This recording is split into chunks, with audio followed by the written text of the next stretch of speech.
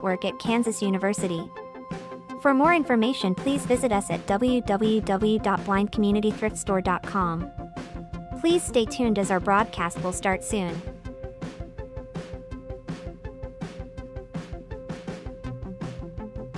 Please remember to like, comment, and subscribe on our YouTube channel now. At Blind Community Thrift Store on YouTube, and more info about this radio reading service, Navalins, and the Blind Community Thrift Store at www.blindcommunitythriftstore.com. The Blind Community Thrift Store radio reading service will begin shortly. We will be reading local news from around the Southwest Missouri area, Monday through Friday, 10 a.m. to 12 p.m. on YouTube, KSMU, and on the Audio Reader Network at Kansas University. For more information, please visit us at www.blindcommunitythriftstore.com. Please stay tuned as our broadcast will start soon.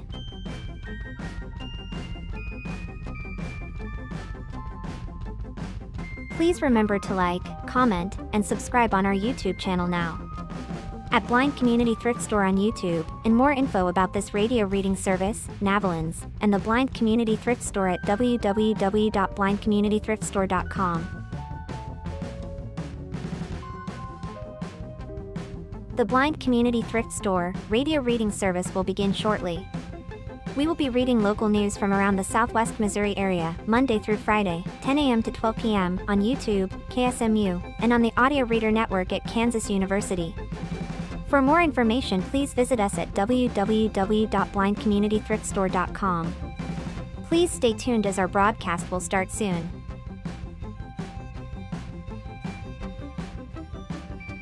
Please remember to like, comment, and subscribe on our YouTube channel now.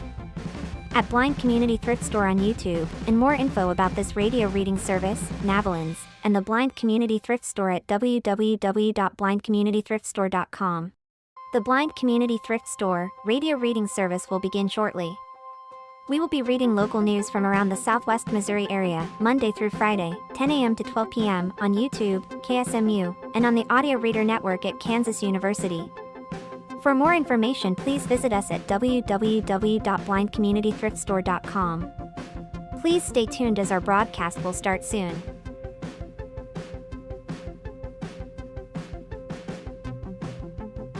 Please remember to like, comment, and subscribe on our YouTube channel now.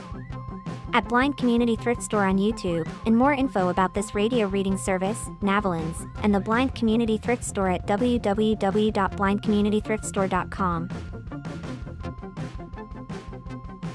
The Blind Community Thrift Store radio reading service will begin shortly. We will be reading local news from around the Southwest Missouri area, Monday through Friday, 10 a.m. to 12 p.m. on YouTube, KSMU, and on the Audio Reader Network at Kansas University. For more information, please visit us at www.blindcommunitythriftstore.com. Please stay tuned as our broadcast will start soon.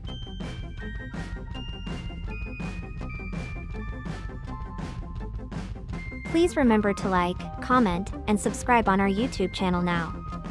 At Blind Community... I do too. I'm gonna be sad to miss it next week. Yeah. You did get me off there, right?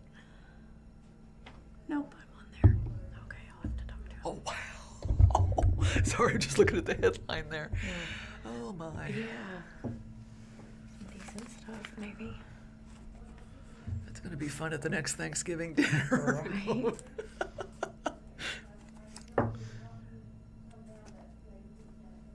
The time is 10. And a good morning. Yeah. Hey, we thank you for tuning in to the Blind Community Thrift Store radio reading service. My name is Dory, and I'm here with Tony, and we invite you to listen to our broadcasts both live and on demand. Our live sessions are available on the Blind Community Thrift Store YouTube channel, Monday through Friday between 10 a.m. and 12 p.m. each week. Additionally, you can access on-demand content through the Audio Reader Network, which offers a wide range of audio materials for the visually impaired community. To explore content from the Audio Reader Network, visit www.reader.ku.edu. The site provides details about accessing content via Amazon Alexa, Audio Reader Network mobile app, and information on receiving a radio to listen to the broadcast by KSMU Radio. All broadcasts are played over KSMU subcarrier airwaves at 67 kilohertz on 91.1 from 3 to 5 p.m., Monday through Friday. Contact Audio Reader Network for information on receiving a pre-programmed radio. And would you like to... Good morning. Coming to us from the Springfield Daily Citizen today, a man allegedly wanted to build a Lego truck with stolen vehicles. Carter Cantrell, born in 2000, is charged with felony stealing and 3 counts of tampering with a motor vehicle in Christian County after prosecutors say he is suspected of being involved in several stolen vehicle cases in the Springfield area. A Christian County deputy described Cantrell in court documents as an incorrigible career criminal.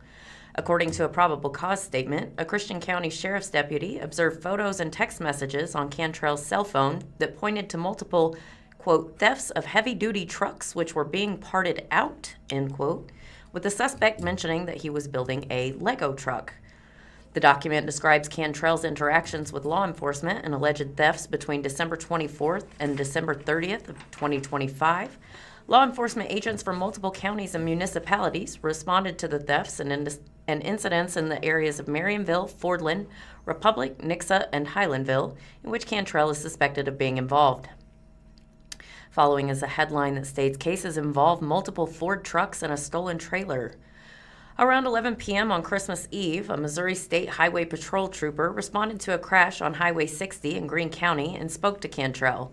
Cantrell was driving a 2004 Ford F-250 and was involved in a crash with another vehicle, according to the statement. The driver of the other vehicle later called the Aurora Marionville Police Department on December 29th. He said his insurance company notified him that the Ford F-250 in the crash had been stolen from a Marionville mechanic's garage.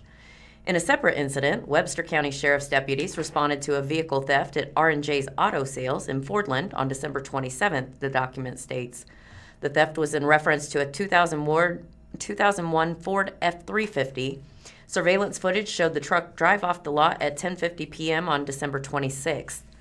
On December 30th, the Republic Police Department was dispatched to Corwin Ford in Republic for a reported theft of a 2013 Ford F-350. A witness provided surveillance footage that showed a man stealing the truck off the lot around 4:30 a.m. Separately, Nixa police officers were dispatched to Nixa's lifted and lowered golf carts on December 30th. The business owner said a 40-foot gooseneck trailer was stolen from the lot. He provided surveillance footage of a Ford F-350 driving off with the trailer around 5 a.m. that morning. Following are some surveillance photos of said truck driving off with the trailer. In reviewing the footage, the truck appeared to be the Ford F-350 that was stolen from Corwin Ford approximately 30 minutes earlier, the document states. However, the suspect was not caught that day. Stone County Sheriff's deputies later recovered the truck stolen from Corwin Ford unattended and with front-end damage on January 2nd. The following headline reads, Stolen items recovered at Cowboy Church. A witness contacted the Christian County Sheriff's Office with a new lead January 1st. He had been in touch with Cantrell, who wanted to meet him at a church and was attempting to sell him an F-250 truck and a 40-foot trailer, according to the probable cause statement. The witness was prompted to contact the sheriff's office after he learned from social media about recent trailer and truck thefts. After speaking to the witness, sheriff's deputies responded to Finley River Cowboy Church at 217 Birdie Circle in Highlandville on January 1st. At the church, sheriff's deputies located the Ford F-250 stolen from Marionville sitting on the trailer stolen from Nixa. The U.S. Marshals Violent Fugitive Task Force later located Cantrell at a Christian County address between Nixa and Highlandville on January 5th. At this property, law enforcement officers observed Cantrell back the stolen F-350 from R&J Auto Sales in Fordland into the barn, the document says. The truck was recovered but missing its flatbed. The front bumper and license plate of the F-350 stolen from Republic were found in a garage. Cantrell was in possession of, quote, numerous pills and suspected methamphetamine, end quote, the document states. Following headline reads, Building a Lego Truck. Cantrell was interviewed at the Christian County Jail on January 5th. He denied stealing any vehicles or knowing they were stolen, while refusing to say from whom he received the 2 stolen trucks that he was witnessed driving, according to the probable cause statement. Deputies obtained a search warrant for Cantrell's cell phone. They discovered text conversations and photos related to the stolen trailer and vehicles, according to the statement. I also located additional photos and text messages that likely involved additional thefts of heavy-duty trucks which were being parted out, with Cantrell mentioning that he was building a Lego truck, the document states. That investigation is still pending. A felony complaint states if Cantrell is convicted of the Christian County charges, he faces an extended term of imprisonment because he has been convicted of 2 or more felonies committed at different times. Previously, Cantrell was charged with felony burglary in Douglas County in 2020 and felony tampering with a motor vehicle in Webster County in 2021. A warrant for Cantrell's arrest asked that he be detained without bond. And from the Springfield News-Leader, Council will take lodging tax increase to voters again in April. This is an article by Marta Meese, and the key points: Springfield City Council will ask voters again in April to approve a 3% lodging tax increase to fund a new convention center. The new proposal includes a 35-year sunset clause, unlike the previous version, which would have made the tax permanent. The project involves revamping the existing Expo Center and is estimated to cost $175 million for construction. City leaders are working on an educational campaign to provide voters with more details before the April 7th election. And 2 months after failing to win voter approval for an increased lodging tax that would have funded a new convention center, Springfield City Council is taking another shot at garnering support for the plan. At its Monday, January 12th meeting, Council unanimously voted to send the tax increase back to the ballot in April with slight adjustments. The question will ask voters whether to raise the current lodging tax, which is paid by anyone booking hotel rooms and short-term rentals in the city, by 3% in order to fund the construction, operation, and maintenance of a new convention center in downtown Springfield. Compared to November, the question posed to Springfield voters on April 7th will be essentially the same except for the inclusion of a 35-year sunset. The original proposal would have made that tax increase permanent. And what follows is a picture of the Springfield Exposition Center from last summer. The article continues, this is the latest step as city leaders try to build support for construction of a new 125,000 square foot convention center recommended in a consultant's report. The Hunden Partners report estimated construction of such a project at $175 million, though the report also said a 400-room connected hotel would be necessary for the new amenities successful. The hotel would cost an additional $209 million to build, which the report indicated could not all be covered by private equity. City Manager David Cameron has said publicly the city will not provide any direct funds to the hotel development. No further details on the hotel portion have been released, though Cameron said city staff are in talks with investors to garner interest. In a presentation Monday night, Cameron said that with the question officially set for the ballot, city staff will now begin work to build a structured educational plan that will be presented to Council June 26th to inform Springfield voters ahead of the April vote. As part of that, he said, a conceptual visual of the project is expected to be complete by March 6th. And until recently, little information had been released about the details of the project. Now the location of the Convention and Events Center has been confirmed. The city-owned property at the current Springfield Exposition Center and the adjacent vacant lot. The city is also currently in negotiations for additional property acquisition around the property, which Cameron estimated would cost $30 million. While the initial consultant's plans recommended new construction, the plan is to revamp the existing Expo Center space and add to it. And what follows is an illustrative graphic showing the new 125,000 square foot convention center footprint that could fit onto 7 acres of property on St. Louis Street, currently owned by the city. Most other details have not been disclosed to the public. Before the November election, the city solicited proposals from architect teams and construction managers at risk. While finalists have been selected, Cameron told the News-Leader previously contracts have not yet been signed and are subject to approval from the council. The headline says, need to focus on yes and recent efforts by city leaders to gather feedback from the community on the convention center and the lodging tax increase revealed many wanted more details and education about the project and its potential impacts in order to be supportive of the tax measure. Others felt the city had more pressing needs, and the convention market was already too competitive to bring fruitful results. Both city staff and council members emphasized the need to step up the advocacy and information campaigns leading up to the election, particularly to share how the city is delivering on other priorities like infrastructure and crime prevention, in tandem with plans for the convention center. Quote, we just can't go out with our messaging that only talks about this one project, because I think people want to hear about the project, but I think they want to hear about what we're also doing on a daily basis to address the things that affect them every single day, Cameron said. The quick second attempt at the tax increase comes from the desire to secure $30 million in state funds that Governor Mike Kehoe's placed on his restricted list. It's up to the governor's discretion whether to release the funds or veto them completely, either of which can happen any time. If released, the state money in tandem with a local $30 million match has to be spent by the end of June. Cameron said Monday there has been no indication that these funds are at threat of not being released. The increase would bring the total tax paid for overnight accommodations from just over 13% to just over 16%. Rooms at hotels within special taxing districts, such as downtown, would see additional taxes collected. The additional 3% of the tax would generate $4.5 million annually, Cameron said. And the additional 3% tax would cover debt service on the $145 million in construction costs that would remain after the $30 million the city has already allocated from the proceeds of the half-cent portion of the three-quarter-cent spring forward SGF sales tax. While this would reportedly cover the construction of the convention space on current city-owned property on St. Louis Street, it would not include money needed to acquire additional property, including the adjacent Jordan Valley Car Park currently owned by Atrium Hospitality. To account for the new sunset, the city is using a higher growth rate model for the hotel tax revenues than the first time around. The original proposal suggested the construction costs would be covered by the 3% increase in tandem with current lodging funds that cover debt service for Jordan Valley projects set to be paid off in June of 2028. Cameron said this first model used a conservative 2% growth plan in the hotel tax revenues, though the city typically sees an average growth of roughly 5%. The adjusted model uses a 4% growth rate projection, freeing up the Jordan Valley debt service funds to go towards operations and maintenance instead. This change aims to assure voters that the city's general funds will not be used to cover the operations of the convention center, which the consultants expected to operate at a deficit. Monday night, the tax measure drew supportive comments from players from the Local Visitors Bureau, both past and present. Mark Heckwood, president and CEO of Visit Springfield, emphasized that the project was about more than just tourism. It was about the health of the local economy.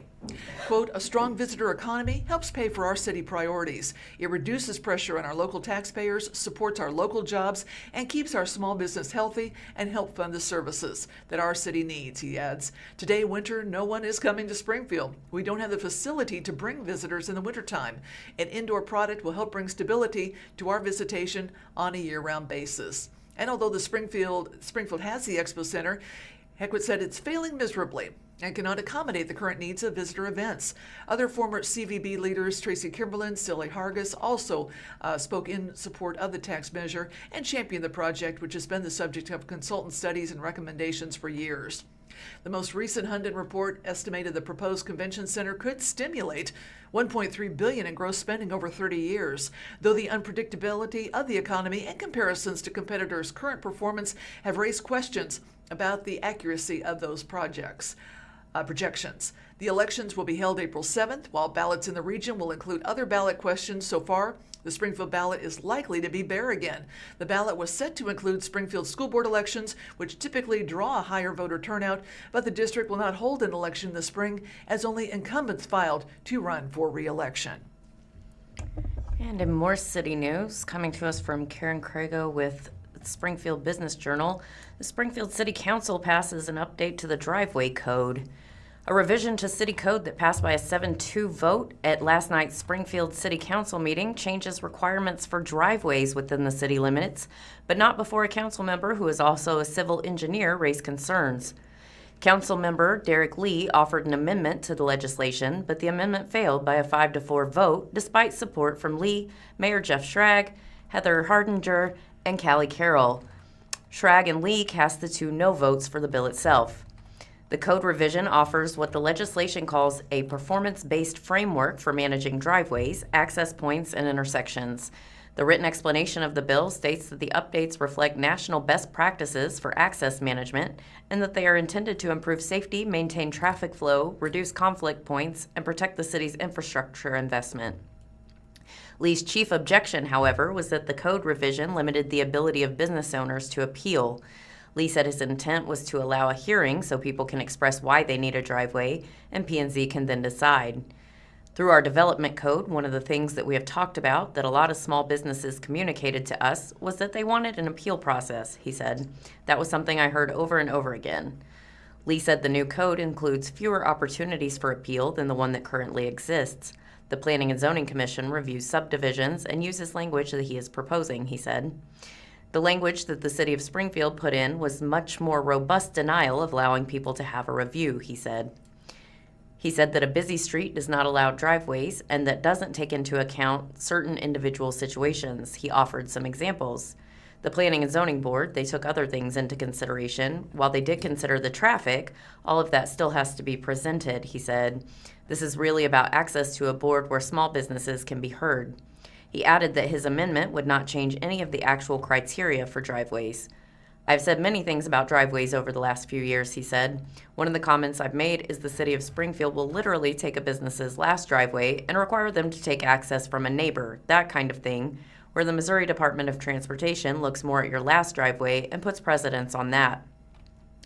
Chad Zickafoos, city traffic engineer, responded to some questions from council. He said driveway location and spacing affects crash risk, especially along heavily traveled arterials, expressways, and busy intersections.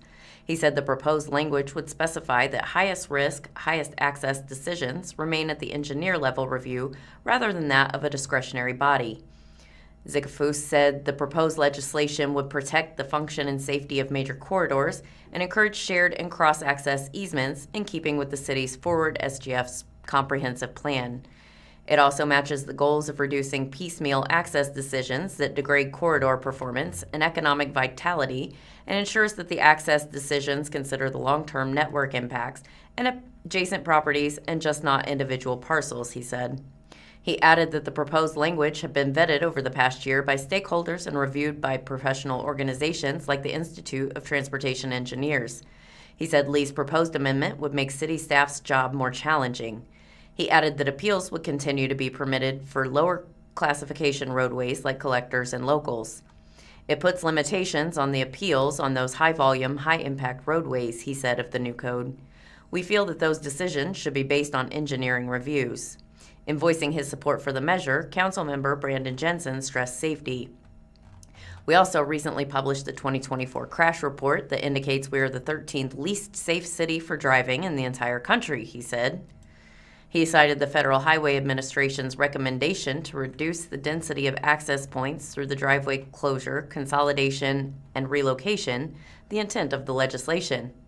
Federal guidance appears to tell us that we should adopt the text as staff has presented it, but that may not mean that it makes sense for our community, he said. Jensen noted, however, that Forward Springfield identifies consolidating driveway placement and property access to improve safety. While I understand the desire to have an appeals process, I'm not sure that relying on the appeals process within our current code, which has resulted in the dangerous mess of access points that we currently have, is the best strategy for moving our city forward, Jensen said. He said that a vote in favor of the amendment prioritizes concerns of businesses over the safety risks of the community. Lee responded that nothing in his amendment changes any criteria. The only thing this does is allow a board to consider all of those issues along with the unique site and say, hey, in this situation, that doesn't make sense. This business is worth saving, he said. I literally do this, so there's been a number of occasions where the fact that we denied a driveway made it less safe. Councilmember Craig Hosmer said council should prioritize safety as long as the most important thing it can do. I do think that we shouldn't jeopardize public safety for the desires of a unique situation, even if it's a business situation, he said. Council's ultimate passage of the driveway management section of code aligns it with a recently passed land development code, which emphasizes the desirability of cross-access easements between businesses, Zickafoos said. From the Springfield News-Leader, a passenger with measles did travel through a Springfield airport. A Florida resident with measles traveled through Springfield Branson National Airport on Tuesday, January 6th, according to a press release from the Springfield Greene County Health Department. The person with measles is no longer an exposure risk to Greene County residents. People who were at the airport between 10 a.m. and 3 p.m. are potentially at risk for developing measles, the health department said, and those who were there during that time should monitor for symptoms of measles for the next 21 days. Symptoms would be expected to develop between January 13th and January 27th. The next headline asks, what is measles? Measles is a highly contagious virus that used to be a common childhood illness, according to the Mayo Clinic. It's caused by a virus that spreads in the air and settles on surfaces. Vaccination can prevent measles infection. The American Academy of Pediatrics recently reported that 2025 saw the highest number of measles cases in a calendar year since 1991, with a little over 2,000 cases across 44 states. Of those cases, the vast majority, 93% of people, had not received the vaccination to protect against the virus. 3 people died as a result of measles. What are the symptoms? Measles symptoms generally appear in 2 stages and start a week to 14 days after exposure, though you can develop symptoms up to 21 days after being exposed. The first stage looks like the beginning of a cold, according to the SGCHD, with a running nose, coughing, rising fever, eye redness, as well as sensitivity to light. The second stage starts about 3 to 5 days after the first and includes a high temperature between 103 degrees and 105 degrees Fahrenheit, as well as a blotchy red rash that often starts in the face and spreads down the torso, arms, and legs. People may also get little white spots on the gums and inside their cheeks. Some people who contract measles may encounter serious complications like pneumonia, swelling of the brain, or death. Complications are more likely in children younger than 5 years old and people with weakened immune systems. And if you think you have measles, what do you do? If you think that you or someone you care for may have measles, call your healthcare provider before going to any healthcare facility. Measles is highly contagious, so your healthcare provider may want you to follow certain steps to prevent the spread to others in the facility.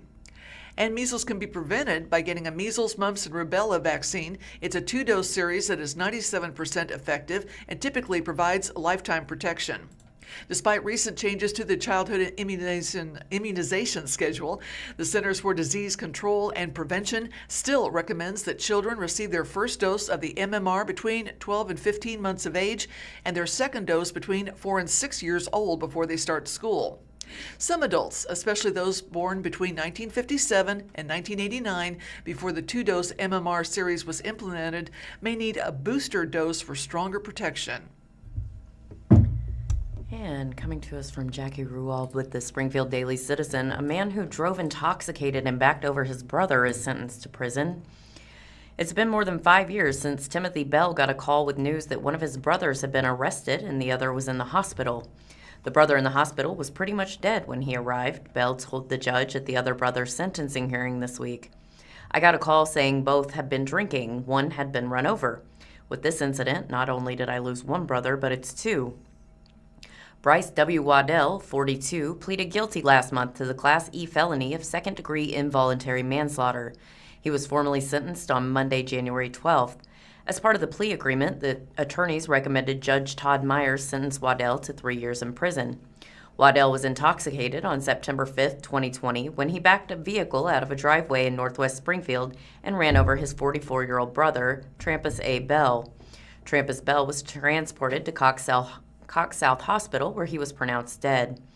The fact that Waddell and Trampus Bell were brothers was not mentioned in the initial news release or in online court records. But the 2 people who gave victim impact statements at Waddell's sentencing hearing spoke about the familial relationship and the impact Trampus Bell's death had on the family. Following headline reads, "The victim's daughter asks, why did he have to die?" Trampus Bell's daughter, Alexandria Bell, tearfully told Judge Myers how her dad died before the family could make it to the hospital. "Dad died alone, nobody to support him, nobody to hold his hand," she said. "I've wondered why for 5 years. Why my dad? Why did he have to die? Why did that happen? I'll never know the answers, and they'll haunt me for the rest of my life." "My dad's the only parent I've ever had. He's missing the biggest parts of my life," Alexandria Bell said. "I never got to tell him he's going to be a grandpa. I never got to share my ultrasounds. He wasn't there to hold her when she was born. He'll never get to walk me down the aisle." She then addressed her uncle sitting at the defense table. She told Bryce Waddell that while he will be sentenced to a few years in prison, unfortunately, it's life with no parole for us. "Your kids will get to see you again. Your grandkids will see you again. Your wife will get to see you again. They're all going to give you a hug again," she said. "I won't. My dad's gone forever." Judge says there's really no justice. Judge Myers then told Waddell, who was crying, to stand for sentencing. "We come in here and we hope to achieve some sort of justice. When things like this happen, there's really no justice that puts things back together," Myers said. "We do the best we can in the system, but you have created circumstances that will affect people the rest of their lives." Myers said he was willing to be bound by the terms in the plea agreement and sentenced Waddell to 3 years in the Missouri Department of Corrections with credit for time served. And about the fatal crash. The crash happened around 2 a.m. on September 5, 2020. Bryce Waddell was charged with driving while intoxicated, resulting in the death of another on September 1, 2023. According to the probable cause statement, Waddell appeared intoxicated when officers arrived at the scene. They observed him swaying and slurring his speech. He had a strong odor of an alcoholic beverage on him, the document states. They also observed that he was unsteady on his feet and had bloodshot and glassy eyes.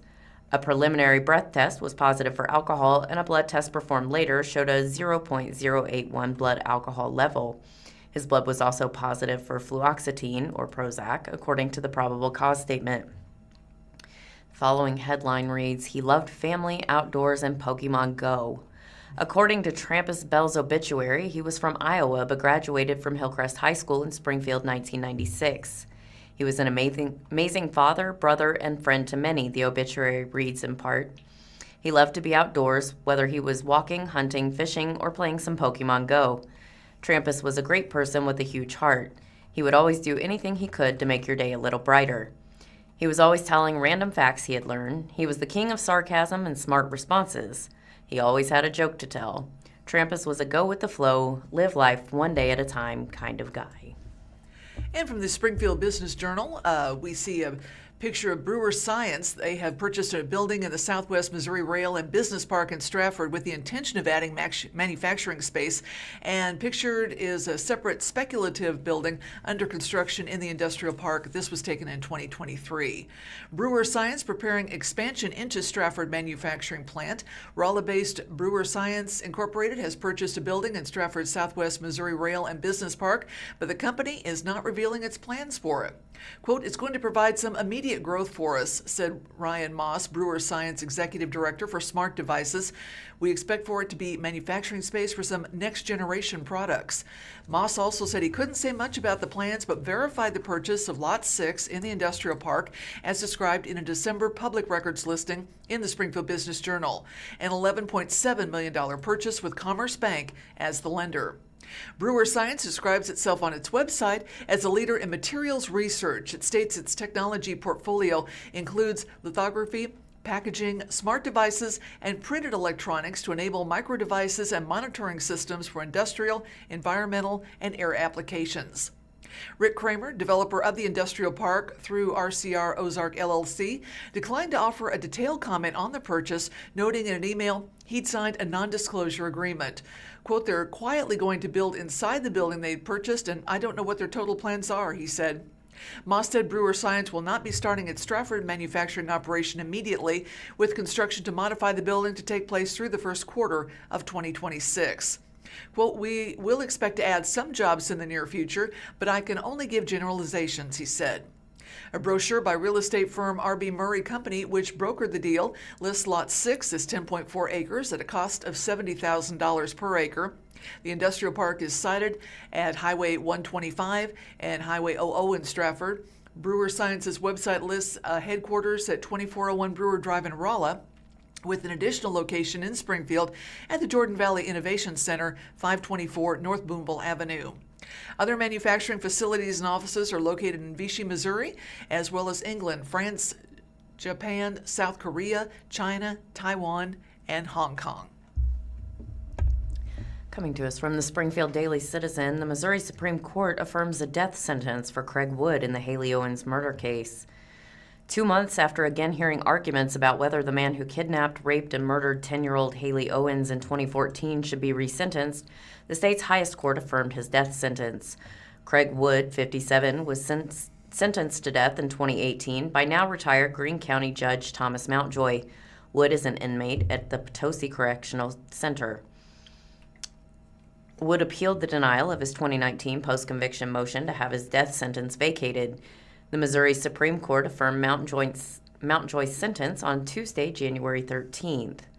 Following are some jailhouse photos of the inmate and a photo of the correctional center where he is housed. Wood, who is a stranger to Owens, abducted the Westport Elementary fourth grader off the 3200 block of West Lombard Street on February 18, 2014, and drove her to his home. There, prosecutors say he raped her and then shot her in the back of the head. Wood's public defender, William Swift, made oral arguments on November 5, 2025, to the Missouri Supreme Court. He used most of that time to talk about statements Greene County prosecuting attorney Dan Patterson made to the jury during the penalty phase of Woods' trial. His attorney claimed the prosecutor misled the jury. At the November 2025 hearing, Swift reminded the justices of comments Patterson made in closing arguments during the penalty phase of the trial.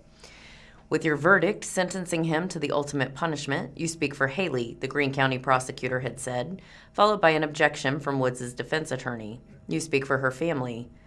Swift argued that Patterson worked to keep out evidence that Haley's mother, Stacey Barfield, wanted Wood to be sentenced to life without the possibility of parole.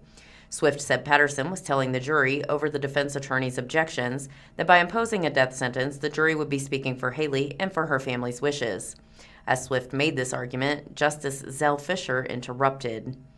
That wasn't what the argument was, though, Fisher said. He didn't say that her mother wanted death. I mean, this was an argument that was brought up in the direct appeal, and it seems to me that this court's opinion in the direct appeal is somewhat similar to the trial court's judgment, that this argument was a send the message type argument, not that the family did or didn't want death as a punishment. Swift said then he believed the trial court erred in not sustaining the objection and allowing Patterson to make the comment. While it wasn't explicitly said, that was the clear gist of the argument, and that's what the dissenting opinion pointed out, Swift said. I think it was made very clear that what was being argued, that Haley Owen's family wanted death. Assistant Attorney General Daniel McPherson only made a few oral arguments at the 2025 hearing, stating that there is another way to look at Patterson's argument. And I think this is the way that the trial court looked at it and the way this court looked at it on direct appeal, McPherson had said. And that is what the prosecutor was arguing, was that the death penalty was an appropriate remedy for the trauma that was caused to the family. And that would be based on the evidence that was presented at the sentencing hearing by members of the family, including the great-grandmother and the aunts who talked about the trauma they experienced due to the loss of this child, McPherson said. This is not a case of a clear-cut misstatement of fact, if it was a misstatement of fact at all. The prosecutor at no point ever explicitly said any member of the family wanted a particular punishment, and certainly never said that any particular member of the family wanted to impose death, he said. It was arguing the impact on the family, the impact on the community, and it was a proper argument as the court found on direct appeal. McPherson also argued that Wood's attorneys don't get another crack at litigating the same arguments in a post-conviction case. In the January 13th decision, the court wrote in part, Woods' claim is premised on his assertion that the prosecutor knowingly made false representations that Haley's family wanted Wood sentenced to death. This court rejected the factual premise of this argument on direct appeal by holding the state did not argue any of Haley's family members wanted the death penalty, and this was a permissible send-a-message argument. The motion court did not clearly err by denying Wood's claim of prosecutorial misconduct. The Missouri Supreme Court affirmed Woods' conviction and death sentence in July 2019. In November 2019, Wood filed a motion pro se without an attorney, asking the court to vacate, set aside, or correct the judgment of his conviction. This document was 6 pages long. Then on March 26, 2020, and with the assistance of an attorney, Wood filed a 231-page amended motion that contained 22 claims. Mountjoy returned to the bench in March 2024 to oversee a 3-day hearing at which Woods' legal team asked the court to vacate, set aside, or correct the judgment of his conviction and death sentence. After more than 3 months of deliberation, Mountjoy denied Woods' motion. Woods' most recent appeal presented more than 20 questions for the court regarding whether the circuit court should have granted Wood post-conviction relief. Some questions include whether Wood received ineffective assistance of counsel during the guilt phase of his trial and claims of prosecutorial misconduct. What follows are some links where you are able to read Wood's appellate brief online, as well as the respondent's brief filed by the Missouri Attorney General's office and the Missouri Supreme Court's January 13th decision. Delay in federal child care subsidy concerns Springfield child care providers. This is written by Claudette Riley and is from the Springfield Business Journal. Missouri education officials notified child providers Tuesday that federal child care subsidy payments for December will soon be released. The delay, prompted by scrutiny over spending in other states, created headaches and uncertainty for Springfield area child care providers. Carly Walton, owner of Peapod Learning Center, LLC, was owed $15,000 in funding from a child care subsidy program for December. She said without the funding, it would have been difficult to keep paying staff and serving families. Quote, for a small business, that is a huge amount, said Walton, who has 11 employees. Most of our overhead is employee pay, so I'm trying to figure out where I'm going to pull that money from so I continue to keep people on staff. Half of the 36 children enrolled in the center at 2115 South Brentwood Boulevard qualify for a federal subsidy program that reimburses child care providers who serve foster and low-income children. We want to be able to help families that are low income, she said, but we also want to make sure that we can keep our doors open. Missouri child care providers have been in limbo waiting for the federal government to release $25.7 million in subsidy payments for December. Missouri Department of Elementary and Secondary Education, which showed over 36,000 children were approved for the assistance, notified providers that funds should be released by January 16th. Providers who are not paid by January 20th are asked to notify the department. Walton said ongoing instability in the subsidy payment process may eventually limit options for families that rely on help. This is really going to blindside a lot of families because there are going to be providers who cannot afford to keep those kids without getting paid, Walton said. Quote, it's going to absolutely flood the market with families that are looking for care and probably won't be able to find it. A total of 1,743 Missouri child care providers, or 53%, were impacted by the delay in federal payment, according to the department. Our priority is to ensure that Missouri families and children continue to have access to safe and quality child care, said Commissioner of Education Carla Esslinger in a news release. The U.S. Department of Health and Human Services froze access to certain federal child care and family assistance funds on January 6 for 5 states, California, Colorado, Illinois, Minnesota, and New York. The freeze was ordered shortly after allegations of fraud were leveled by YouTuber Dick Shirley against child care centers in Minnesota. The Office of Childhood, part of DEAS, has not been able to access federal funding to pay providers. Other states have reported the same problem. The federal government asked Missouri to provide detailed justification for the pending child care subsidy payment. DEAS reported that it submitted that documentation on January 9th. To qualify for a subsidy in Missouri, families must be at or below 150% of the federal poverty level, which is $48,225 for a 4-person household in 2026, and need child care to work, attend school, or participate in job training. Jennifer Crouch, director of the Early Childhood Education Center at OTC, said the subsidy helps some of our state's most vulnerable children, including those in foster care. She said half of the children enrolled in the center are eligible, and the December subsidy payment was expected to be $41,800. That's for services already rendered. Crouch said the Ozarks Tech Center can withstand short-term funding delays because the college provides a financial cushion. She said without reliable payments, small and private providers may, quote, go out of business. For a small business, it is whether or not they make payroll, whether or not they can purchase food to feed the children, Crouch said. They're operating on very thin margins. This delay was not the first hiccup in the state's child care subsidy program. Much of the past year was devoted to resolving a prior software program that resulted in inconsistent and incomplete payments. The Ozarks Area Community Action Corporation serves 434 children in Head Start, 232 children in Early Head Start in a 10-county region including Berry, Dade, Dallas, Christian Green, Lawrence, Polk, Stone, Taney, and Webster counties. Kimberly Shin Brown, director of the program for OCAC, said the nonprofit agency receives about $2 million annually from the child care subsidy program. Quote, it's definitely an important part of our budget, and it helps offset the hours of care we provide for full-day, full-year kids, she said. She said the availability of other funding allows the program to operate without interruption for a period. Shin Brown said if the delays in the subsidy payments, quote, continue to be a pattern, then we may have to look at what our options are.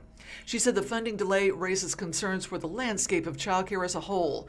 Quote, childcare operates on such a tight margin, and for programs to not get paid when they're being paid retrospectively instead of prospectively, they can't carry costs and make payroll and cover all of their other bills when there is a delay, she said.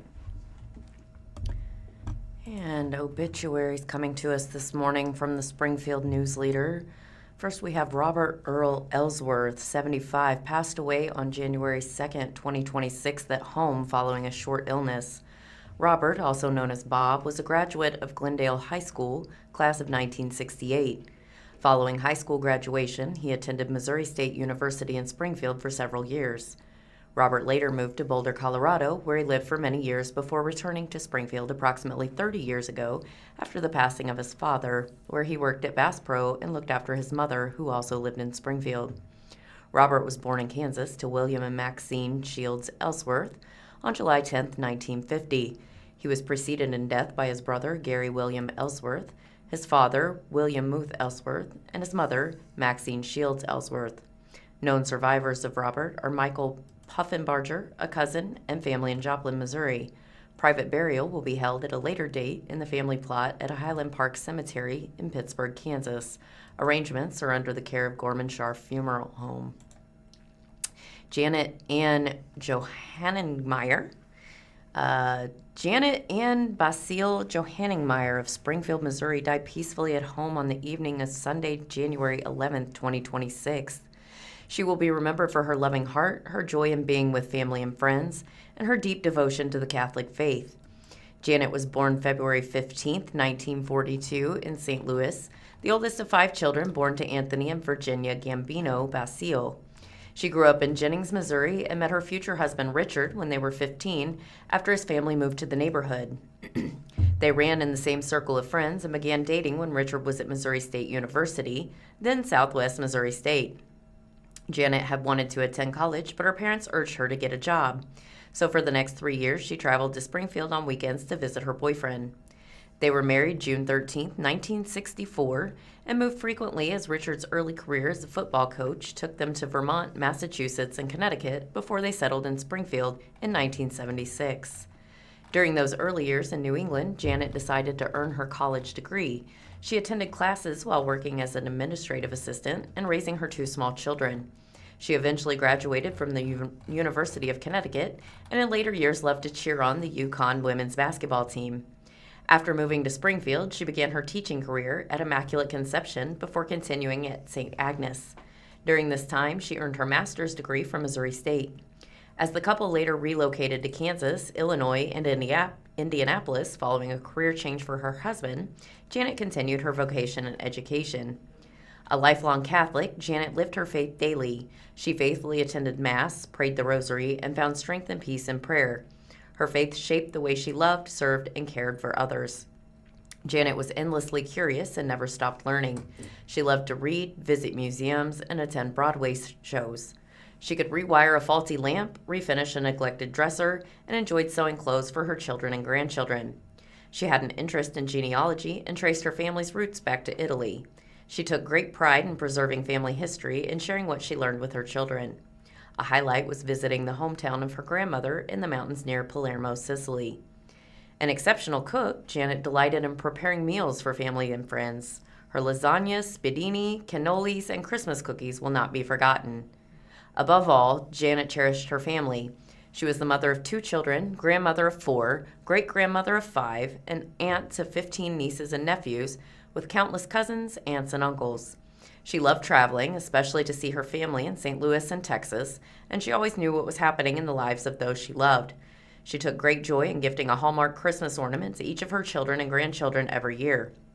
She treasured her friendships and greeted everyone with a warm smile and a welcoming hug. She still kept in touch with 2 friends she had met in kindergarten.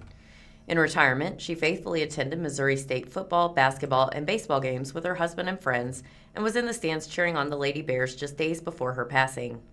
She was preceded in death by her parents, Anthony and Virginia Basile, and her in-laws, Erwin and Estelle Johanningmeyer. Survivors include her husband of 61 years, Richard, son Thomas of Fort Worth, daughter Lynn of San Antonio, 4 grandchildren, Stephen, Austin, Kristen, and Nicholas, 5 great-grandchildren, brother Gerald Jerry Basile, and sisters Virginia Ginger Basile, Rosie Cabels, and Margaret Marge Pont. A massive Christian burial is scheduled for 10 a.m. Friday at Sacred Heart Catholic Church, 1609 North Summit Avenue. The family will receive friends beginning at 9 a.m. at the church. In lieu of flowers, the family asked donations be made to the Richard and Janet Johanningmeyer Athletic Scholarship Endowment at Missouri State University or the Springfield Catholic Schools Shepherd's Funds. Finally, we have Martha Redican, 95, passed away January 11, 2026. Arrangements provided by Gorman Scharf Services on January 24th, 1 p.m. at the Immaculate Conception National Veterans Cemetery.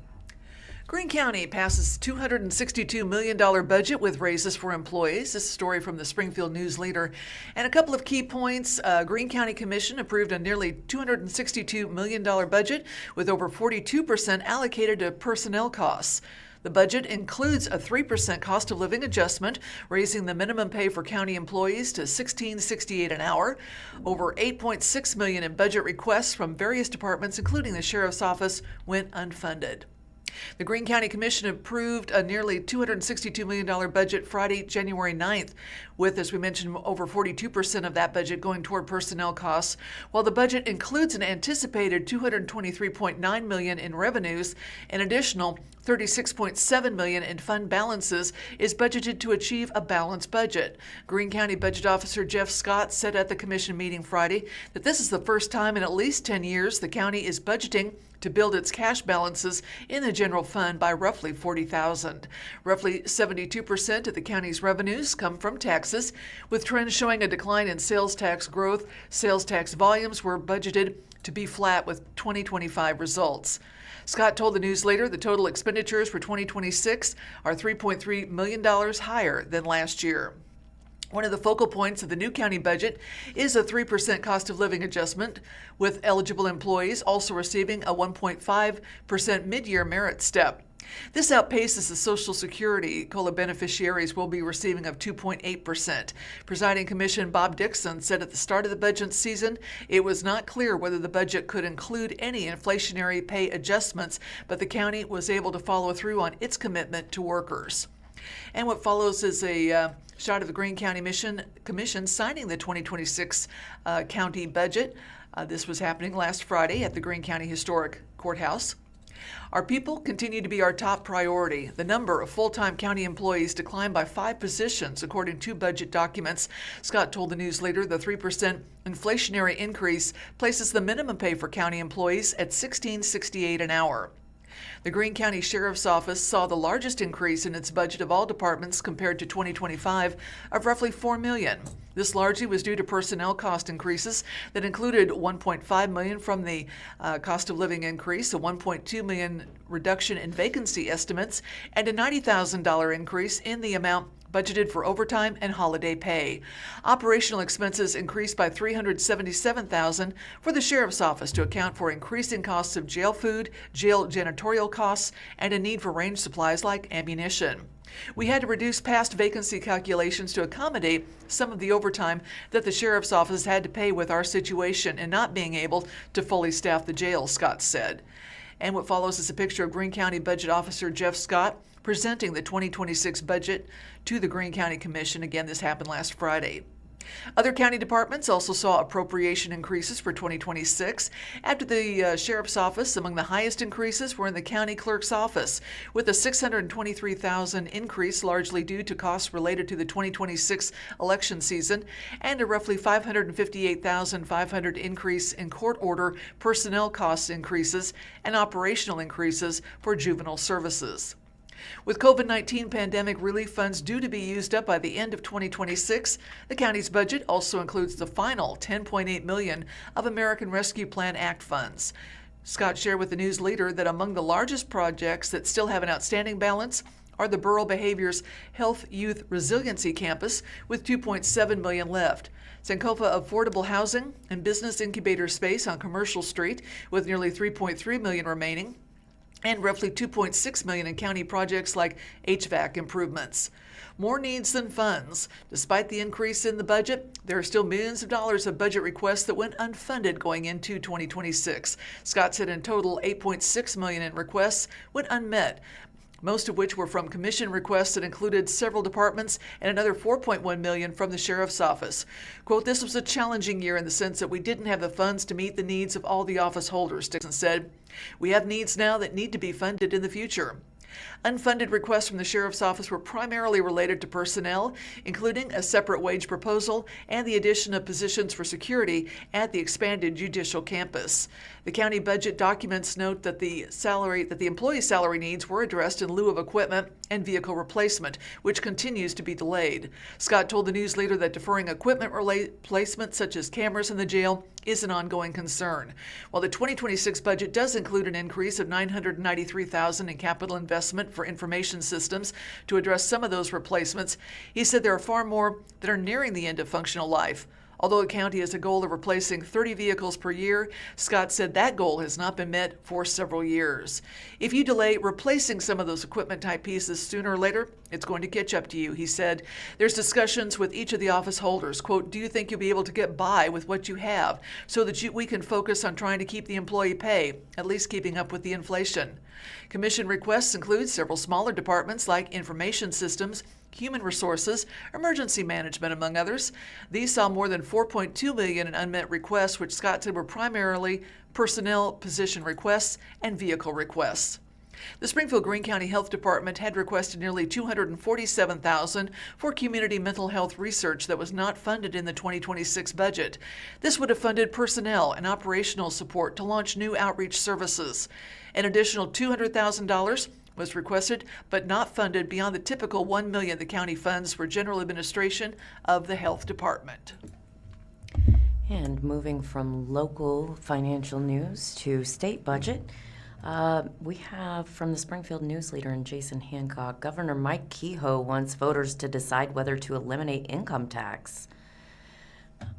Governor Mike Kehoe wants voters to determine whether Missouri should completely phase out its income tax and replace it with an expanded sales tax, leaving details on how to do it for lawmakers to decide next year. Kehoe laid out the plan in his annual State of the State address to a joint session of the Missouri General Assembly on Tuesday afternoon, January 13th. After declaring that he was determined to trim the size of the state budget, the governor said Missouri is falling behind states like Tennessee and Texas that don't have an income tax. What follows is a picture of Governor Mike Kehoe during his 2025 State of the State address to the legislature. If we are serious about building a foundation for growth, he said, to compete rather than be complacent, then we must begin the work now to phase out and eliminate Missouri's individual income tax. Missouri's income tax represents 65% of last year's $13.4 billion in state revenue. Since 2014, the top income tax rate has fallen from 6% to 4.7%. Two future cuts, bringing the rate down to 4.5%, are already on the books and will take effect if general revenue growth hits certain targets. Missouri can maintain a balanced budget that supports essential services and eliminate the income tax, Kehoe said, by expanding what services are covered by the state's sales tax. Today, much of our commerce happens through monthly subscriptions and digital services like online advertising, e-books, and AI platforms that fall outside our current sales tax base, he said, adding, when these type of modern services are taxed, it will create new revenue for local governments. These increases will need to be offset by reducing local taxes, like property taxes, Kehoe said, a high priority for Missourians and many of us in this room. Any expanded sales tax will not include agriculture, healthcare, or real estate, Kehoe said, and he dismissed those who point to states like Kansas, which slashed income taxes in 2012 and created a fiscal fallout so severe that lawmakers reversed most of the cuts 5 years later. Some critics and members of the media will claim that tax cuts put us in a bad budget situation, Kehoe said. I disagree. The folks who say that just want to spend more of your money. I will never apologize for putting money back in the pockets of hardworking Missourians. Kehoe didn't delve into specifics of his income tax vision, saying only that step one would involve putting a question on the statewide ballot asking, should Missouri begin a phased elimination of the individual income tax with a full repeal within the next 5 years? Once voters approve this measure, Kehoe said, I look forward to working with the General Assembly next session to carry out the will of the people and put this plan into action. A proposed constitutional amendment filed January 13th by House Speaker John Patterson appears to be the legislative vehicle for Kehoe's plan.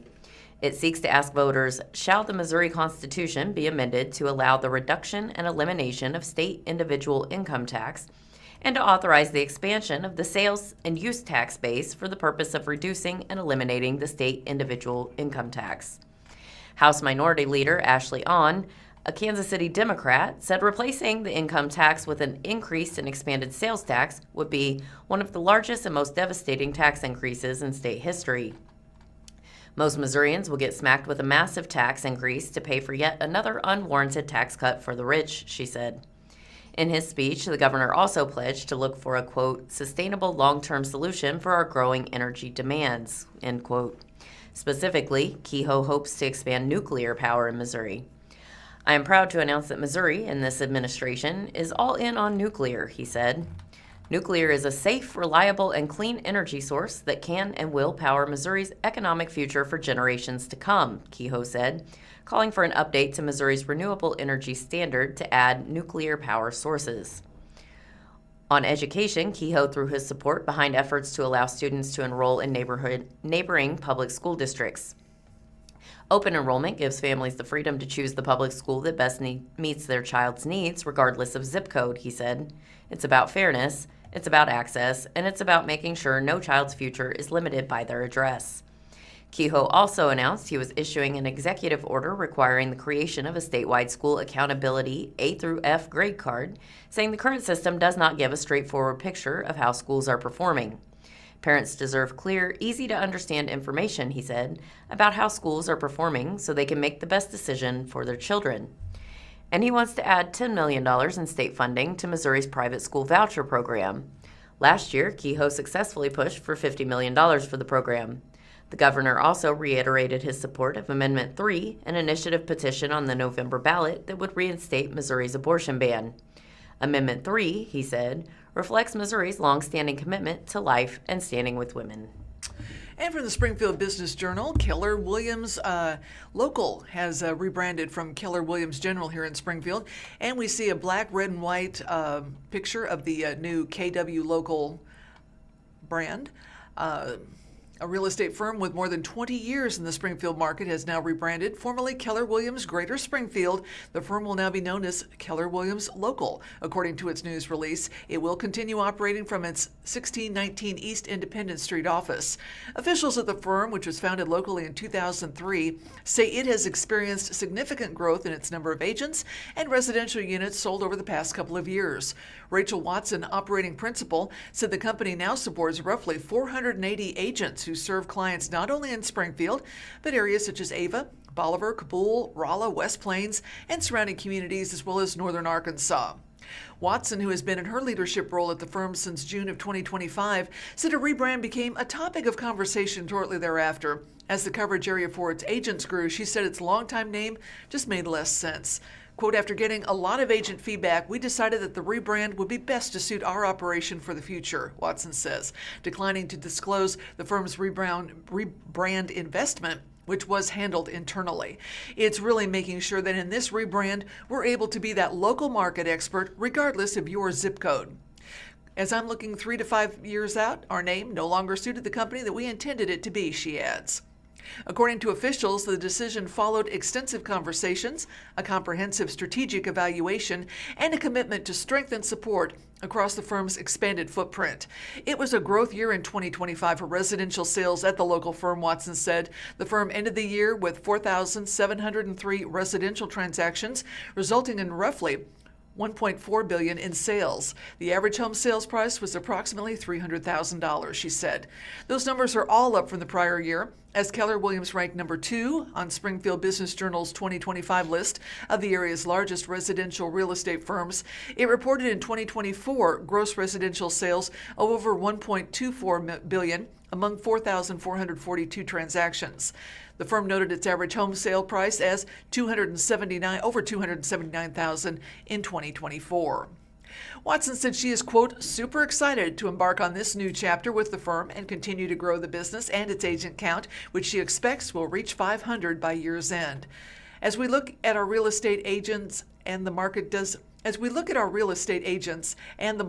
change, there's not a one-size-fits-all in a real estate business for an agent, she says.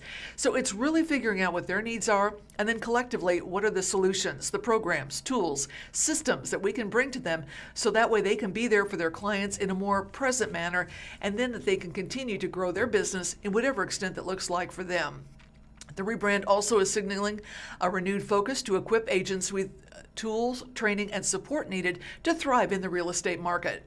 According to the release, Keller Williams Local is investing in its agents this year through enhanced education, leadership development, and advanced technology integration, which includes artificial intelligence-powered tools and a partnership with Canva, an online graphic design platform. Plans include elevated training opportunities, collaborative agent events, deeper local market insights, and the introduction of additional support services such as bookkeeping and operational resources. Watson said the Canva partnership is with the franchising arm of Keller Williams, so the local franchise has access to a syndication of different graphics at no cost to its agents. And we have, coming to us from the Springfield Business Journal, Brewer Science is preparing an expansion into Stratford manufacturing plant.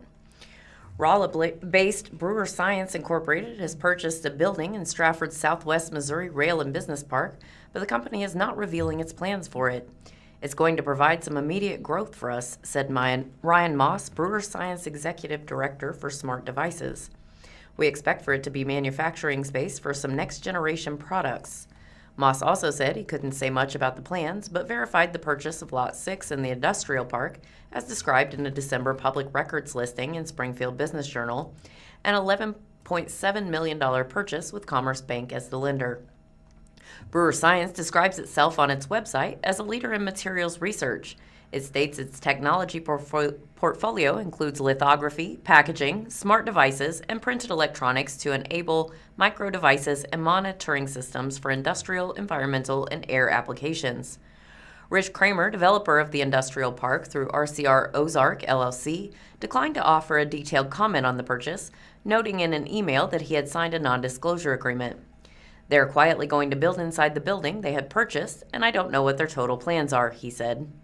Moss said Brewer Science will not be starting its Stratford manufacturing operation immediately, with construction to modify the building to take place through the first quarter of 2026. We will expect to add some jobs in the near future, but I can only give generalizations, he said. A brochure by real estate firm R.B. Murray Company, which brokered the deal, lists Lot 6 as 10.4 acres at a cost of $70,000 per acre. The industrial park is sited at Highway 125 and Highway 00 in Stratford. Brewer Science's website lists a headquarters at 2401 Brewer Drive in Rolla, with an additional location in Springfield at the Jordan Valley Innovation Center at 524 North Boonville Avenue. Other manufacturing facilities and offices are located in Vichy, Missouri, as well as England, France, Japan, South Korea, China, Taiwan, and Hong Kong. And on this date in history, January 14th, the No Name Guys and the Perfect Season. And we see a picture from 1973, the year the Dolphins didn't lose. On a balmy California day in 1973, the Miami Dolphins won the Super Bowl and became the first and only team in NFL history to win every game in a modern season, also known as those since the Super Bowl era began in 1967. The Dolphins went 14-0 in the 72 regular season and then won their 3 playoff games, including the Super Bowl. Quote, today there are usually a few more games and a few more chances to mess up your regular in a regular season. They did it with a replacement quarterback named, quote, Old Man, a defense known as the No-Name Squad, and betting odds that still listed them as underdogs on game day despite their undefeated season. Super Bowl was played at the Los Angeles Memorial Coliseum against the Washington Redskins, who are now the Commanders, and decided by a score of 14-7. It was both the second lowest scoring and the warmest Super Bowl on record. The final score could have been 17-0, perfectly mirroring the Dolphins' season record, but a field goal was botched in return for Washington's only touchdown. Incidentally, the kicker, Garo Yepremian, reportedly would not leave his house for weeks afterward. 8 future Pro Football Hall of Famers filled out the team's roster that year, including running back Larry Csonka and guard Larry Little, who had met by chance years earlier at a Buick dealership. After that encounter, Csonka lobbied the team's general manager to sign Little, saying, if nothing else, I can hide behind him. Little was 6'1" and 265 pounds. Little was traded to Miami from San Diego in July of '69. Csonka's hunch about Little proved true during that perfect season. With Little's blocking, Csonka rushed for more than 1,100 yards during the regular season and supercharged Miami's offense in the postseason, rushing 112 yards in the Super Bowl. The Dolphins didn't repeat a perfect season the following year, but they did repeat as Super Bowl champs, which is not bad for a franchise that only came into existence in 1966. Football history certainly knows their names now. And one more fun fact, Miami Dolphins head coach John Shula's watch was somehow stolen as he was being carried off the field in celebration. Coming to us from the Springfield News-Leader, opening day of an abortion rights trial focuses on Missouri restrictions. Attorneys for Missouri's only abortion provider presented a timeline Monday, January 12th, of 2 decades of restrictions on the procedure laid out for a crowded courtroom across 4 easels. On the opening day of what promises to be a 10-day trial over which regulations should remain in place under Missouri's voter-approved abortion rights amendment, lawyers for Planned Parenthood argued the restrictions were petty, demanding, and increasingly aggressive, and became increasingly so as more anti-abortion lawmakers were elected to the State House. The most inconsistent thing about abortion provisions in Missouri is that it's been inconsistent. Emily Wales, president and CEO of Planned Parenthood Great Plains, which operates clinics in the Columbia and the Kansas City area, testified on January 12th.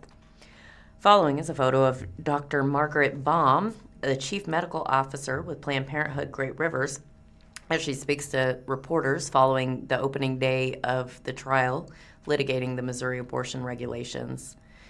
As the trial kicked off in a Jackson County courtroom, the Missouri Attorney General's office renewed its plea for access to abortion patient records, including patient complaints and ER transfers. So far, a judge has denied the state's attempt to access these records. We've had to fight tooth and nail to find smoking gun evidence, Peter Donahue, an assistant attorney general, said on January 12th after appealing the court's decision to allow Planned Parenthood to submit a summary chart of patient complications rather than records. Vanessa Pye Thompson, an attorney with Planned Parenthood Federation of America, called the state's continued efforts, quote, a last-ditch attempt to find a there. Assistant Solicitor General Alexandria Overcash painted for the judge a picture of hypothetical woman faced with an unintended pregnancy. Maybe she's young and lacks a strong safety net. Maybe she can't afford a baby or is unsure if she is ready to be a mother.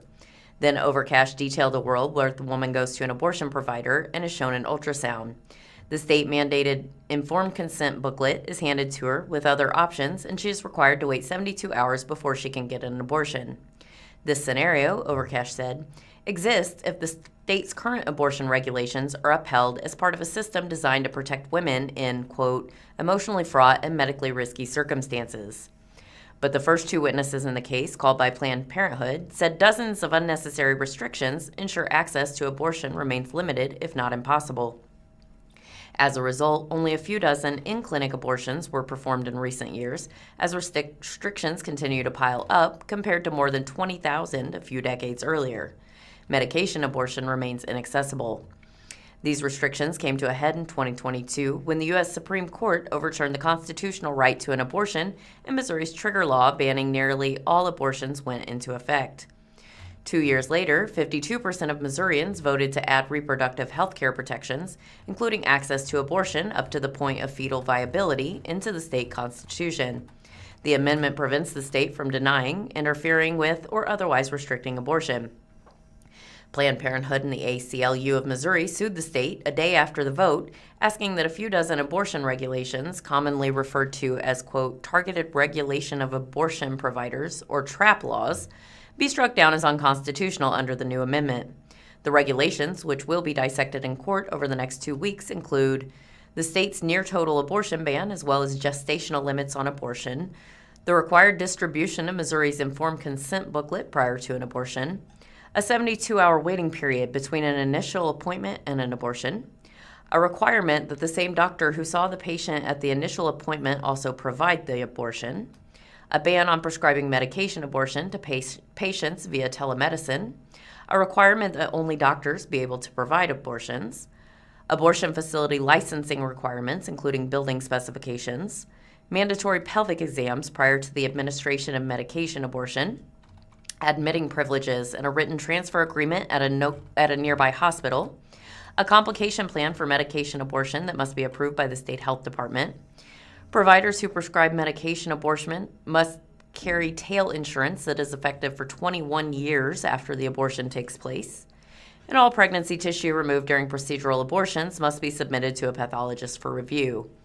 If the courts decide to strike down these regulations, Missourians will be able to access abortion closer to home and earlier in pregnancy, Dr. Margaret Baum, Chief Medical Officer with Planned Parenthood Great Rivers, based in eastern Missouri, Springfield, and Illinois, testified January 12th. The regulations being challenged in the lawsuit caused frustrations for patients and made it difficult to hire and retain staff, Wales testified, especially providers under the threat of criminalization. I felt under a microscope. I felt targeted. This is nothing like what I've experienced in a nursing home or hospital, Wales recalls clinic staff saying.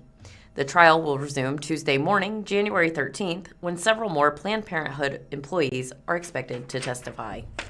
And you're listening to the Blind Community Thrift Store radio reading service. We invite you to come by and see us in person with daily deals at 2713 North Kansas Expressway in Springfield, Missouri. Veterans receive a 25% discount every day, providing significant savings as a token of appreciation for their service. Additionally, the store features a weekly clothing sale where all clothing items are available 50% off every Wednesday. Seniors age 55 and older benefit from a 25% discount every Tuesday, making shopping more affordable for the senior community. And from the Springfield Business Journal, Care to Learn has promoted Melissa Ray to a new leadership role. Melissa joined Care to Learn in August of 2017, and she's moved into a new role that aims to strengthen school partnerships.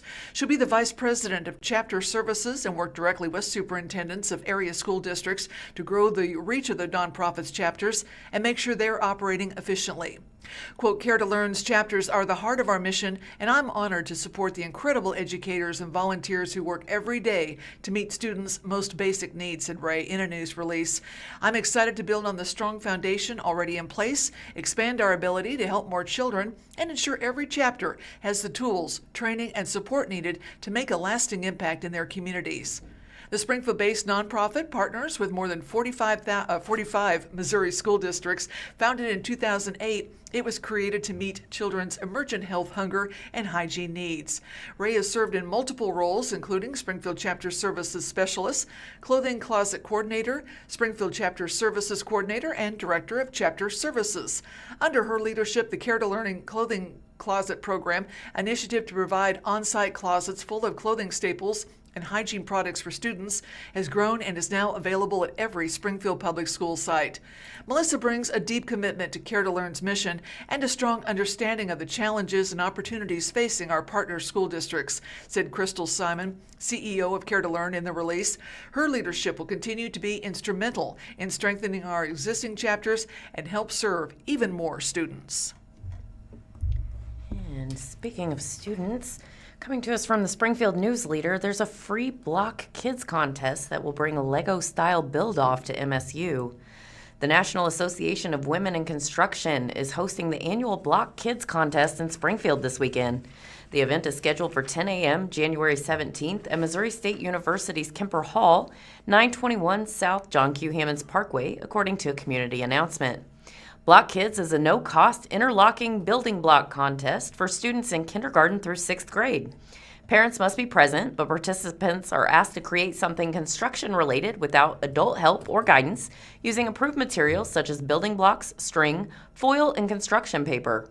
All participants will receive a goodie bag, hard hat, and snack. There are limited seats available, so students are encouraged to register early.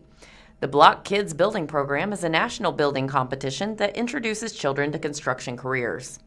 As part of the contest rules, students must be in kindergarten through 6th grade to participate.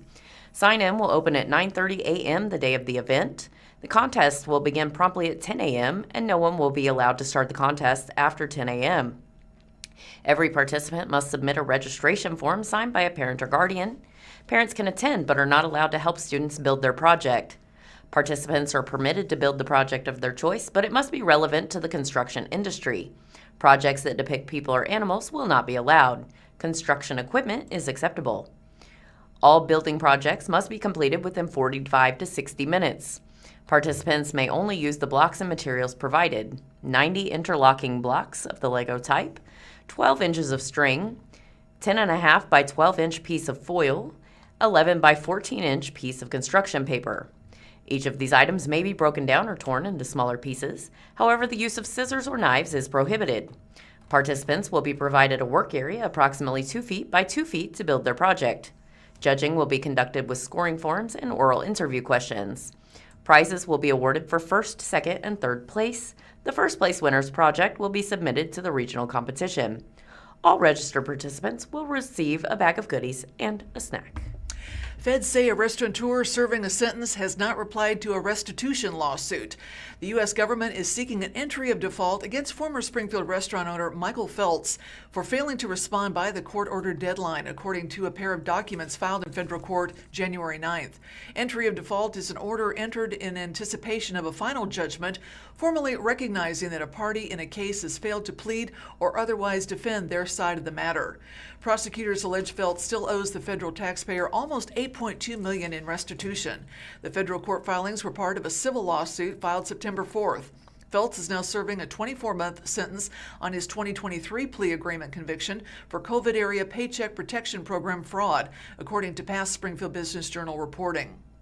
The January 9th court filing by federal prosecutors alleges that prior to his criminal sentencing in December 2024, but after Felt's 2023 plea agreement, in which he admitted to participating in a wire fraud conspiracy, Feltz transferred his ownership of an LLC linked to White River Brewery on historic Commercial Street to his then-wife Jennifer Obert. The two divorced in March of 2025, federal court records show. As part of Felt's plea agreement, prosecutors stated in court filings that he agreed to pay some $9.9 million in restitution and that he promised to make no transfer of assets or property for the purpose of evading financial obligations created by the plea agreement. Federal prosecutors allege that by transferring the White River Brewery assets to Obert, Feltz sought to transfer the property to avoid paying his restitution judgment. Online Federal Bureau of Prisons records confirmed by a call to an official with the Bureau this morning that Feltz is in custody at a halfway house overseen by a Bureau of Prisons Residential Reentry Management Field Office based in Kansas City, Kansas. When reached by SBJ for a brief phone interview with a rough audio connection, Feltz listed in federal court records as representing himself in the case and challenged the actions of federal prosecutors in the civil lawsuit, saying, quote, "I'm not supposed to talk to you anyway," before ending the call. SBJ asked for comment from Ryan Olson, a Springfield-based attorney representing Obert, along with WR Brewery Holdings LLC and White River Brewery LLC, but did not receive a response to a call and email by deadline. Obert is named as a defendant in the September 4th federal lawsuit, along with White River Brewery Holdings and White River Brewery. Court filings show that Obert had the two business ventures, quote, waived service and timely filing for an answer on December 30th, 2025, but alleged that Feltz did not do so. Also, U.S. Magistrate Judge Jill Morris issued an order to reassign the case to a different judge. The new order came following SBJ's publication online of reporting on the request for default against Feltz by federal prosecutors.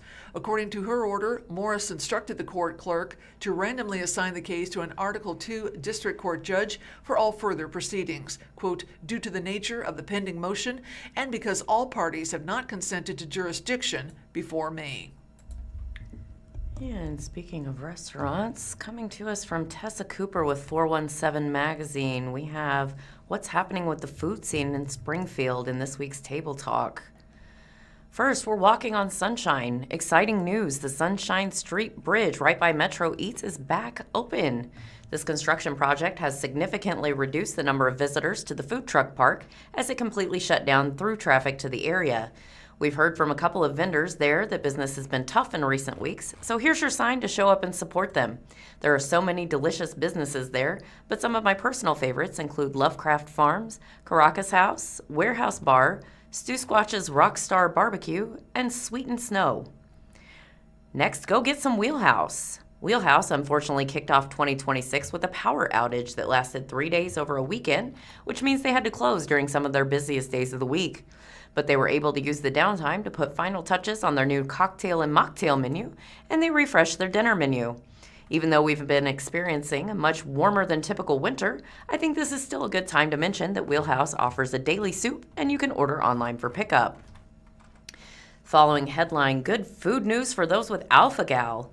With alpha-gal syndrome cases rising in recent years, it seems like we all know at least one person who suffers from a red meat allergy. As you can imagine, it makes eating out quite challenging at times. Van Gogh's Eatery is one restaurant in town that's notorious for being accommodating when it comes to dietary restrictions, and they just got even better at it. They just debuted a special alpha-gal menu and trained their staff on facts about this tick-induced allergic condition. And in case you didn't already know, they also denote which items are gluten-free and vegan on their menu with a handy-dandy key. Everyone deserves to be able to enjoy a meal out with their loved ones, so bravo to this charming C Street Cafe for putting in the work. P.S. I'd love to put together a list of alpha-gal-friendly restaurants for our readers. If you know of a place, please send a note to yum@417mag.com. Finally, the headline reads, "Plan ahead for your Valentine." Even though January is notorious for dragging on, Valentine's Day will be here before we know it. It's already just 1 month away. This means it's time to start lining up those childcare plans and figuring out what you're going to do. In honor of this being my favorite holiday, I made a little checklist for you. First, decide on a vibe. Do you and your love want this Valentine's Day to be cozy and casual or elegant and romantic? If you're going with the first option, may I suggest calling T-Bar and Bites to secure a reservation for Pies and Thighs, where you'll enjoy a buttermilk fried chicken sandwich and a slice of prairie pie for dessert. If you're going for the latter, call to make a reservation at Shar Steakhouse and Bar, The Order, Avanzari Italian Dining, or Metropolitan Grill. Valentine's Day reservations fill up super quickly at these romantic restaurants, so act fast. Next, plan a second stop. Valentine's Day falls on a Saturday night this year, which means you should definitely take advantage and stay out a bit later. Decide on where to grab drinks ahead of time, and remember that some bars do take reservations. Last year, my husband and I went to the Royal, where they were offering reservations for a chocolate fondue experience. We enjoyed drinks and dessert there and loved the old-fashioned love songs they were playing. Finally, order a sweet treat.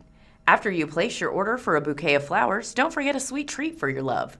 You can never go wrong with the box of macarons from the European. I also just stumbled upon Bakeaholic, a local business that is offering these super cute Valentine cookie boxes.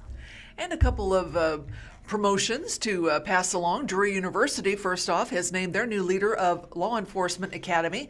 Michael Boone, a veteran of the Las Vegas Metropolitan Police Department, has been named Executive Director of Drury University's Law Enforcement Academy. His first day was January 5th. Quote, "I'm looking forward to preparing the recruits in the Drury Law Enforcement Academy to be the next guardians of our communities," said Boone in a news release. "I was a police officer for over 21 years, spending significant time instructing at the academy and also teaching on a national level. I'm excited to be a part of the Drury family." Boone worked for 8 years as an academy training and counseling officer with the Las Vegas Police Department and served as legal instructor with Blue to Gold law enforcement training since February 2021. There was significant interest in the Drury position vacated by Christopher Johns, a former Springfield police officer who stepped down in May to become the Bolivar police chief. Mike's extensive experience as both an officer of the law and a trainer, plus his enthusiasm for preparing the next generation of public safety officers, put him at the top of the over 80 applications we received, said Kevin Kropp, Executive Vice President of Enrollment Management at Drury, in a news release. "There's never been a better time to prepare for a career in law enforcement at Drury. I know Mike is excited to extend our partnerships with local agencies and in meeting the next class of LEA recruits." Nearly all graduates of the 750-hour training academy are recruited by regional law enforcement agencies. It is separate from the academy operated by the Springfield Police Department. Boone will oversee day-to-day operations and compliance with Missouri's peace officer standards and training. An experienced trainer on report writing and Fourth Amendment issues, Boone will also be responsible for updating the firearms curriculum to include rifle, handgun, and shotgun components. Boone has a bachelor's degree in kinesiology from the University of Nevada, Las Vegas. And one other promotion to pass along here, Tom Dancy has been named Assistant Director over Operations of Springfield Public Works. This was effective January 11th, according to a community announcement. He has 30 years of engineering experience, served the department for nearly 20 years, and replaces Eric Clausen, who was recently named Assistant City Manager of Beaufort, South Carolina. Dancy has held various roles in the department, including principal engineer over transportation management and general services. He's a Springfield native and a Kickapoo High School graduate. He earned a Bachelor of Science degree in civil engineering from Missouri University of Science and Technology and is a registered professional engineer as well as a professional traffic operations engineer. Throughout his career, both at the city and other professional organizations, Tom has demonstrated excellent leadership skills and has earned a strong reputation as a knowledgeable, collaborative, and trusted professional. Public Works Director Dan Smith said in the announcement, he's highly respected by colleagues and members of the community for his thoughtful approach, sound judgment, and commitment to public service. Dancy said he's honored to be part of the Public Works team. I'm excited and grateful for the opportunity to further contribute to our department as we work together in serving our community, he said in the announcement. In business news from the Springfield News-Leader and Janice Reeser, SRC Technologies lands a $1 million grant to boost electronics assembly. SRC Technologies Group in Springfield has been awarded a $1 million grant. The grant, which was awarded November 24, 2025, will be used to create a new electronics assembly line, according to a community announcement. It will also strengthen SRC's ability to serve a fast-growing range of industries that rely on electrified and digital equipment. Missouri State University's Jordan Valley Innovation Center awarded the grant. Work on the new assembly line will begin in early 2026, with completion expected in early 2027.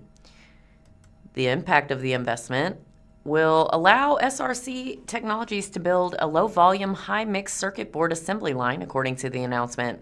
This will expand its capacity to produce and remanufacture advanced electronics in-house. By insourcing assembly work that currently relies on external partners, SRC Technologies will enhance quality assurance, reduce lead times, and gain control over rising supply chain costs. This grant puts advanced technology solutions right here in Springfield, Missouri, rather than overseas factories, Catherine Crockett, Director of Business Development at SRC Technologies Group, said in the announcement. The grant builds on SRC Technologies' February 2025 initiative, which was supported by a $1 million JVIC grant to harvest and reuse semiconductor chips, according to the announcement. The new assembly line will allow those harvested components to be built into complete, fully functional electronic products. This new grant reinforces our position as a trusted manufacturing partner and helps us expand into the next generation of electronics, Chris Kleinfeld, General Manager of the SRC Technologies Group, said in the announcement. It's an important step in our long-term strategy to support more electrified products across multiple industries. SRC Technologies Group is a subsidiary of SRC Holdings Corp. And a Republic Health Shop changes ownership and location. A Republic business that started as a healthy drink shop has expanded its products alongside a name, ownership, and location change just within the past few months. January 9th was the grand opening for the new location of Rise Apothecary LLC at 315 U.S. Highway 60 East, Suite D, said owners Alex and Michael Antonuk. Alex said he and his wife became owners of the business October 1st, having purchased the venture previously named Rise Nutrition for an undisclosed price from a trio of sisters. The sisters launched the shop previously at 1652 U.S. Highway 60 East in the Town East Center in January of 2022, according to past Springfield Business Journal reporting. Ananuk said he and his wife were vendors at Rise Nutrition, selling natural hand soaps through their home-based business, Four Ladies and Company, LLC. When they learned that the sisters were planning to sell their business, the couple's interest was piqued. We already do soaps, he said. We want to introduce new products, and we love the idea of the apothecary side, so why don't we consider buying it? That led to a quick offer from the couple, which Antonek said the sisters agreed to immediately. The change for the name is they were more focused on the nutrition side, such as their healthy energy drinks, their healthy protein shakes, but we wanted to expand that and grow on the apothecary side, he said, noting the shop now has refill stations where customers can bring in containers or purchase one from the shop for products such as laundry detergents, soaps, and shampoos. Rice Apothecary also now offers products for body care, child wellness, hair care, and wellness, such as herbal supplements. It also continues to sell healthy energy drinks and protein shakes. Startup costs for the new location were roughly $40,000, Antonek said, declining to disclose the 5-year lease rate with landlord Victor Pollock. The 1,200 square foot shop is in a newer retail strip center that also includes a tropical smoothie cafe, Antonek said. While the Republic couple expects there will be a need to hire new employees this year, the shop is currently staffed by the couple with help from their 4 daughters who range in age from 11 to 14. Michael said they were feeling a bit nervous but excited heading into their grand opening, which just recently happened, extended into January 10th. The turnout that we had last Friday and Saturday was really just refreshing to see how excited so many people were about the refillery and just what we were bringing to the community, she said. So it kind of helped ease some of the unknowns for us to see and hear the excitement of what we're doing. Springfield real estate icon and philanthropist Sam E. Coriel dies at 82. Ryan Collins reports from the Springfield Daily Citizen that Sam E. Coriel, founder of TLC Properties and a well-known Springfield philanthropist, died January 12, 2026 at the age of 82. Coriel founded TLC in 1988. The Springfield-based realty company has grown in its 30 years. The organization has 5 businesses: TLC Realty, Good Deal Development, TLC Properties, Team C Construction, and Coriel Enterprises, according to the Springfield Area Chamber of Commerce. Those entities were folded under TLC Properties and TLC Realty in 2023, according to TLC Properties. Sam believed deeply in doing the right thing, taking care of people, and building something meaningful that would last, said Jesse Witten, Chief Revenue Officer, in a company news release. His legacy lives on through the love he had for his family, the values he instilled in our team, and the compassion he had for the communities we serve. Coriel, who was born in 1943, was a college music professor for 30 years before co-founding the company in 1988. He was an Evangel University professor when he started TLC Properties. Coriel co-founded TLC with his then-wife, Carol Coriel Carnes. Coriel had 3 sons who have carried on the Coriel Group and TLC legacy. Sam M. Coriel serves as president of TLC, while Daniel and Dave Coriel also joined the Springfield Realty Company. Dave Coriel serves as vice president of Treasury. Coriel is survived by his wife, Connie Coriel. TLC, located at 3011 South Weller Avenue, manages at least 16 apartment complexes in Springfield, including Township 28, Monarch, Heritage, Crescent Falls, and more, according to the company website. The Coriel family recently deployed its 3rd generation into the Coriel Collaborative Group. Sam Coriel, who is in his early 20s and grandson of the company co-founder, became the property manager at Heritage when it opened in June 2024. Sam Coriel now serves as the Director of Leasing Operations and Property Manager of Township 28, according to the company. Sam E. Coriel was a well-known Springfield philanthropist. He was a sponsor or donator to March of Dimes, Springfield Regional Opera, and Evangel University. Coriel was involved with the Springfield Symphony Orchestra for 2 decades and became a board member of the organization in 2021, Executive Director Jennifer Cotner-Jones said. Coriel was very passionate about everything we did, and it was very important to him that people be involved with the symphony, not only as season ticket holders or attendees, but supporting the symphony because he felt music was such an important part of people's lives, Cotner-Jones said. He was just an amazing person, like we were so blessed to have him on the board. He was truly a great human being, his passion runs deep, and he was just such a kind, good, giving person. Funeral arrangements have not been released. The family is requesting privacy. And Missouri's unemployment rate lands at 4% in November, the latest data shows. The Show Me State's unemployment rate dipped in November, according to the latest report published January 7th by the Missouri Economic Research and Information Center. Missouri's seasonally adjusted unemployment rate ticked down to 4% from 4.1 in September, the most recent month with a comparable unemployment rate, according to a news release. The month's jobs report was delayed due to the federal government shutdown. In November, Missouri's non-farm payroll employment rose by 5,500 jobs to roughly 3.1 million compared with October, according to the release. Mining, logging, and construction gained 3,100 jobs, and manufacturing was up by 1,300 jobs. Offsetting industries included state government, which was down by 400 jobs month over month. The Springfield Metropolitan Statistical Area's seasonably adjusted non-farm payroll ranks were 240,800 in November, a month-over-month increase of 200 jobs.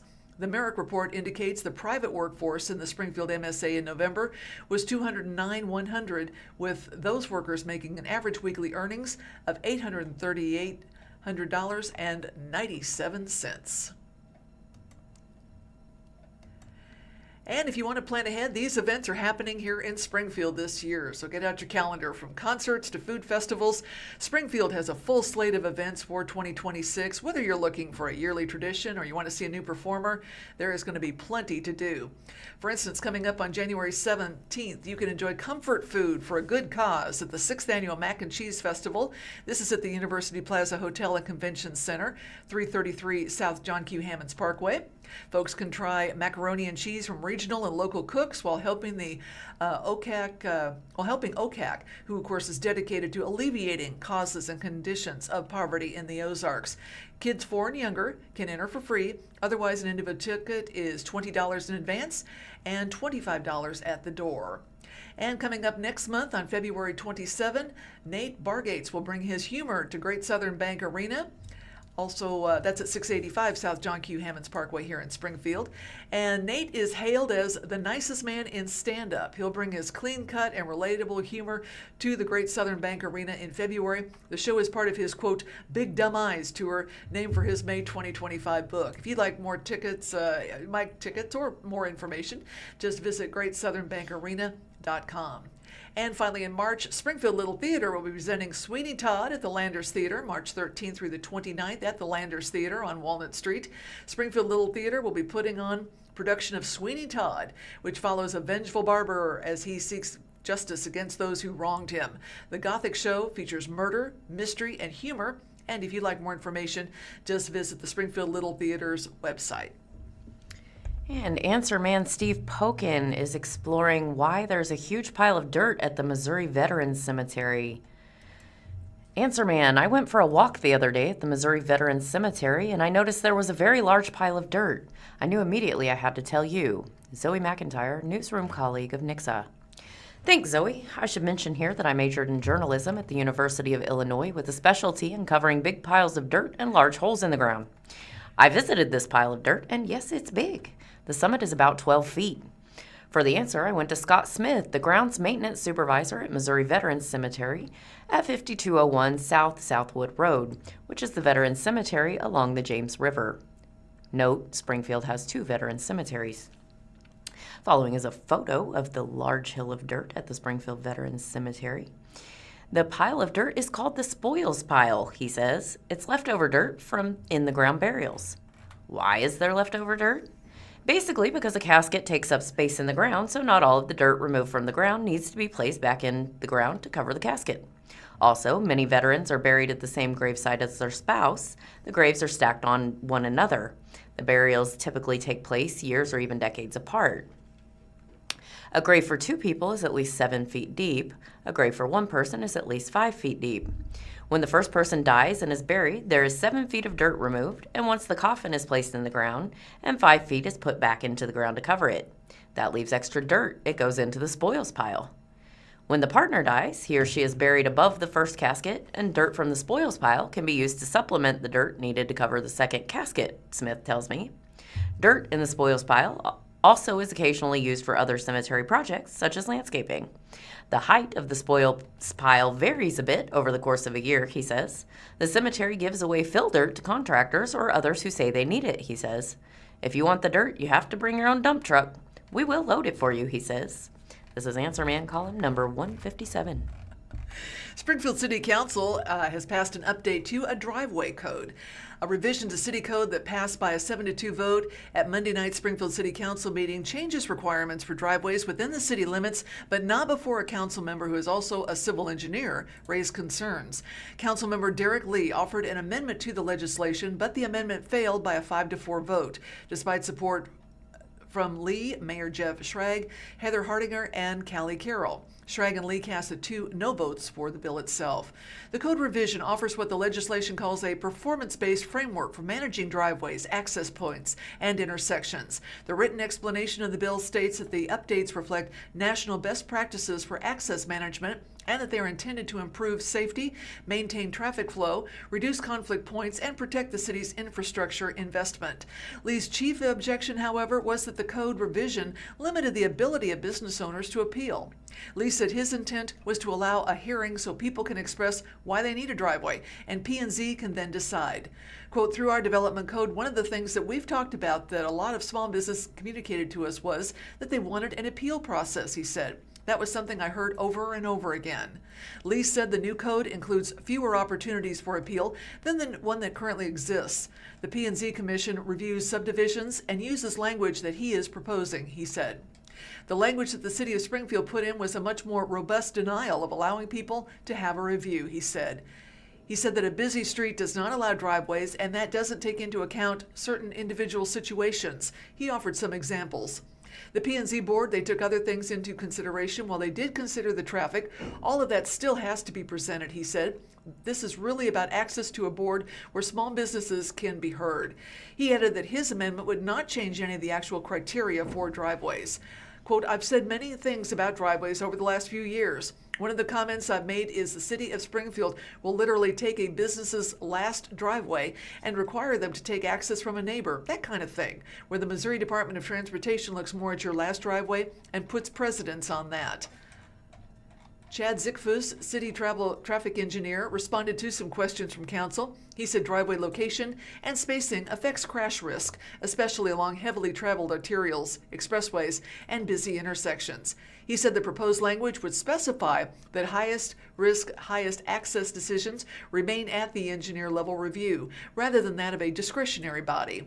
Zickfuss said the proposed legislation would protect the function and safety of major corridors and encourage shared and cross-access easements in keeping with the city's forward SGF comprehensive plan. Quote, it also matches the goals of reducing piecemeal access decisions that degrade corridor performance and economic vitality, and ensures that the access decisions consider the long-term network impacts and adjacent properties and just not individual parcels, he said. He adds that the proposed language had been vetted over the past year by stakeholders and reviewed by professional organizations like the Institute of Transportation Engineers. He said Lee's proposed amendment would make city staff job more challenging, and adds that appeals would continue to be permitted for lower classification roadways like collectors and locals. Quote, it puts limitations on the appeals on those high volume, high impact roadways, he said of the new code. We feel that those decisions should be based on engineering reviews. In voicing his support for the measure, Councilman Brandon Jensen stressed safety. We also recently published the 2024 crash report that indicates we are the 13th least safe city for driving in the entire country, he said. He cited the Federal Highway Administration's recommendation to reduce the density of access points through driveway closure, consolidation, and relocation, the intent of the legislation. Federal guidance appears to tell us that we should adopt the text as staff has presented it, but that may not mean that it makes sense for our community, he adds.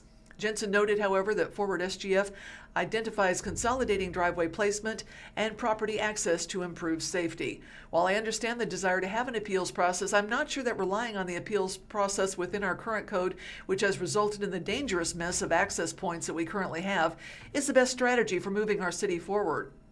He said a vote in favor of the amendment prioritizes concerns of businesses over the safety risks of the community. Lee responded that nothing in his amendment changes any criteria. The only thing that this does is allow a board to consider all of those issues along with a unique site and say, hey, in this situation, that doesn't make sense. This business is worth saving, he said. I literally do this, so there's been a number of occasions where the fact that we denied a driveway made it less safe. Councilmember Greg Hosmeyer said council should prioritize safety as the most important thing it can do. Quote, I do think that we shouldn't jeopardize public safety for the desires of a unique situation, even if it's a business situation, he said. Council's ultimate passage of the driveway management section of code aligns it with a recently passed land development code, which emphasizes the desirability of cross-access easements between businesses, Zickfuss added. And it looks like some chocolate bars have been recalled for potential salmonella contamination. An article from the Springfield News-Leader written by James Powell states that specialty chocolate bars are being pulled from shelves due to potential salmonella contamination concerns, the U.S. Food and Drug Administration announced on January 12th. Spring and Mulberry has issued a voluntary recall for its mint leaf date-sweetened chocolate bar, which has been available for purchase online and at select retail outlets nationwide since September, according to the FDA. The recall specifically affects packages with the lot code number 025255. The potential contamination was identified after routine testing by a third-party laboratory, according to the announcement. To date, there have been no reported illnesses or adverse health effects. Consumers who bought the recalled chocolate should dispose of it and request a refund from Spring and Mulberry by contacting the company with a photo of the chocolate that shows the affected lot code. USA Today has reached out to Spring and Mulberry for further comment, but it has not received an immediate response. Salmonella is a bacteria that can cause serious and sometimes fatal infections in younger children, frail or elderly people, and people with weakened immune systems, according to the FDA. Signs of salmonella poisoning include bloody diarrhea or diarrhea that lasts more than 3 days without improving, diarrhea and fever over 102 degrees, excessive vomiting, especially if it prevents you from keeping liquids down. Signs of dehydration include dry mouth and throat, infrequent urination, and feeling dizzy when standing up, and stomach cramps. Symptoms most commonly occur between 6 hours and 6 days after exposure. Though most people recover in 4 to 7 days, those with weakened immune systems, including children younger than 5 and adults over 65, may experience more severe symptoms that require medical treatment or hospitalization. Well, this week in 417 Food News, an area liquor superstore is closed for remodeling. A Republic Mexican restaurant closes but promises to reopen. And Battlefield gets a new Italian restaurant. The headline reads, Liquor Store, Wine Center closing temporarily for remodeling.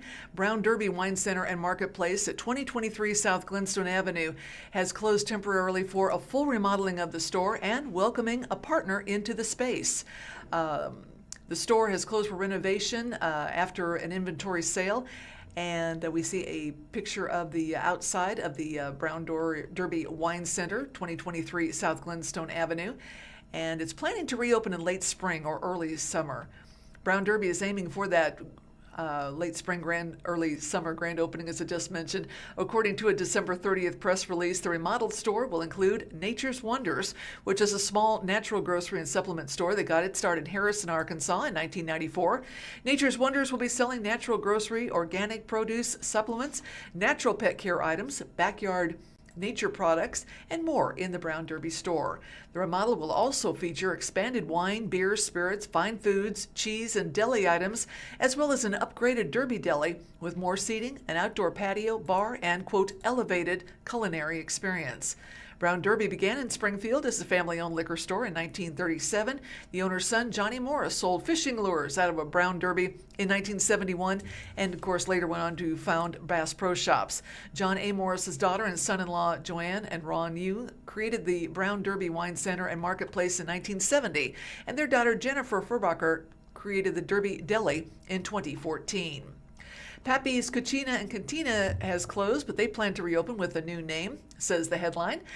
They are located at 808 South Illinois in Republic. They closed their doors at the end of the year. However, the restaurant will be opening this year, 2026, with a new name, menu, and management, as well as a fresh look, according to a Facebook post. While there will be new management, the post said the ownership will stay within the family. The Pappy's Cucina and Cantina, 106 East Boone Street in Ash Grove, and the food truck associated will remain open, according to the Post. Leo Perez of Perez Investments registered the name Pappy's Cucina and Cantina in Republic in 2022, according to registration documents on the Secretary of State's business filing website. And Palazzo Dolo's Italian restaurant and pizzeria has opened in Battlefield, and they are now open at 5420 State Highway FF in Battlefield. They're open 11 a.m. to 9 p.m. Monday through Saturday, and Palazzo Dolo, I'm going to have to practice that, will offer appetizers like calamari, toasted ravioli, calzones, subs including cheesesteak and chicken parmesan, pizza with a variety of toppings including chicken Alfredo and buffalo chicken. Traditional Italian dishes as well, like spaghetti, lasagna, and more. Desserts include cannoli and cheesecake. Sounds delicious. From the Springfield Daily Citizen, Steve Pokin has been poking around discussing Brad Jennings, wrongfully convicted of murdering his wife, dies at 69. Brad Jennings, a Buffalo man who was released from prison 8 years ago because he was wrongfully convicted of murder, died Monday, January 5th, following a stroke he suffered at home on December 26th. He was 69 years old. I wish we would have had him more time, Marcia Eiler, his sister, tells me. I covered the 2017 legal proceedings that led to Jennings' release. I wrote an in-depth series of stories on the case for the Springfield News-Leader. It was called Convicted by Blood. The case was featured on NBC's Dateline. I was there when Jennings was released from prison February 9, 2018. He hugged his mother, his 2 children, and Eiler, who were all convinced of his innocence. In fact, it was Eiler who paid the legal team some $200,000 to free her brother. Eiler, a nurse, became a traveling nurse to earn more money to pay the lawyers. She is the hero of righting the wrongful conviction of her brother. Now she is heartbroken. The following headline reads that in hindsight, Jennings told me he never would have cooperated with the investigators. I interviewed Jennings in his home a few days after he was set free. He told me the reason he cooperated with investigator Dan Nash, then a sergeant with the Missouri State Highway Patrol, and other officers was because he knew that he was an innocent man, and he believed at the time that all police officers seek the truth. I gave them everything they wanted, Jennings told me. I talked to them anytime they wanted. I would never do that again. He had no criminal record then and no criminal record now. I had never dealt with this before, he told me. It is my firm belief, after reading the transcript of Jennings' 2009 murder trial several times and attending the 3 days of hearings in 2017 in Rolla, which led to the overturning of the conviction, that Jennings was an innocent man. It was eye-opening to me that it was possible to send an innocent man to prison if you have an investigator intent on conviction at all costs, a like-minded prosecutor, and an inept defense lawyer. Jennings spent 8.5 years in prison after he was convicted of killing his wife Lisa, then 39, in the early morning of Christmas Day 2006. Initially, the Dallas County Sheriff and coroner had concluded that her death was a suicide, but one of Lisa Jennings' sisters suspected Brad Jennings of murder and contacted Nash. The other sister did not believe Jennings had killed Lisa. A Dallas County jury found Jennings guilty based on the testimony of the primary witness in the case, Nash. Nash based his conclusion that Jennings murdered his wife on his analysis of photos taken of blood spatter at the crime scene. Nash referred to a specific photo of Lisa Jennings' right hand, which had only 1 drop of blood on it. Therefore, Nash told jurors, it was almost impossible that she had killed herself because there would have been far more blood on her dominant hand had she done so. After Jennings was released from prison, a blood spatter expert concluded that Nash's theory was incorrect. In fact, the opposite happens. When a gun is fired at close range to the skull, the gases discharged from the gun make it unlikely there would be any blood on the hand that held the gun. In addition to Nash's blood spatter testimony, another factor in the conviction was that Jennings' trial attorney was ill-prepared, says Eiler, and did not call a single defense witness. A Rolla judge in February 2018 overturned the conviction and set Jennings free. Here's why. Jennings' St. Louis attorneys, Robert Ramsey and his daughter Elizabeth, convinced the Rolla judge that Nash failed to disclose evidence that could have been beneficial to Jennings' defense. Such lack of disclosure is called a Brady violation. Nash failed to reveal that he had ordered a gunshot residue test on Jennings' bathrobe to gauge the likelihood that Jennings had fired a gun that night. Nash had ordered it. The result was negative, indicating Jennings had not fired a gun. But Nash never disclosed that negative test result to the defense. Nash testified in Rolla that he never received the fax results of the test, although he received other faxes sent to him on the same day at the same fax machine for other tests he had ordered. Nash was asked why he didn't badger the Missouri State Highway Patrol Crime Laboratory for results of the gunshot residue test he had ordered. Nash said he didn't do that because he didn't think the test result would have changed his conclusion that Jennings had murdered his wife. Jennings' mother, Frida, rejoiced when her son was released. She died April 21, 2020, at age 87. I wish we would have had more time before Mom passed away, Eiler tells me. Jennings and his son Dallas were running an auto sales business in Buffalo. His daughter Amanda lives in Camdenton.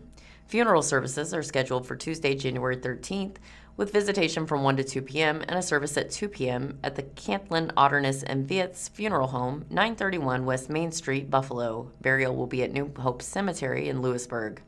It seems to me that divine justice, if there is such a thing, should have allowed Brad Jennings to at least a few more years of life. He was owed that. This is Poking Around column number 333.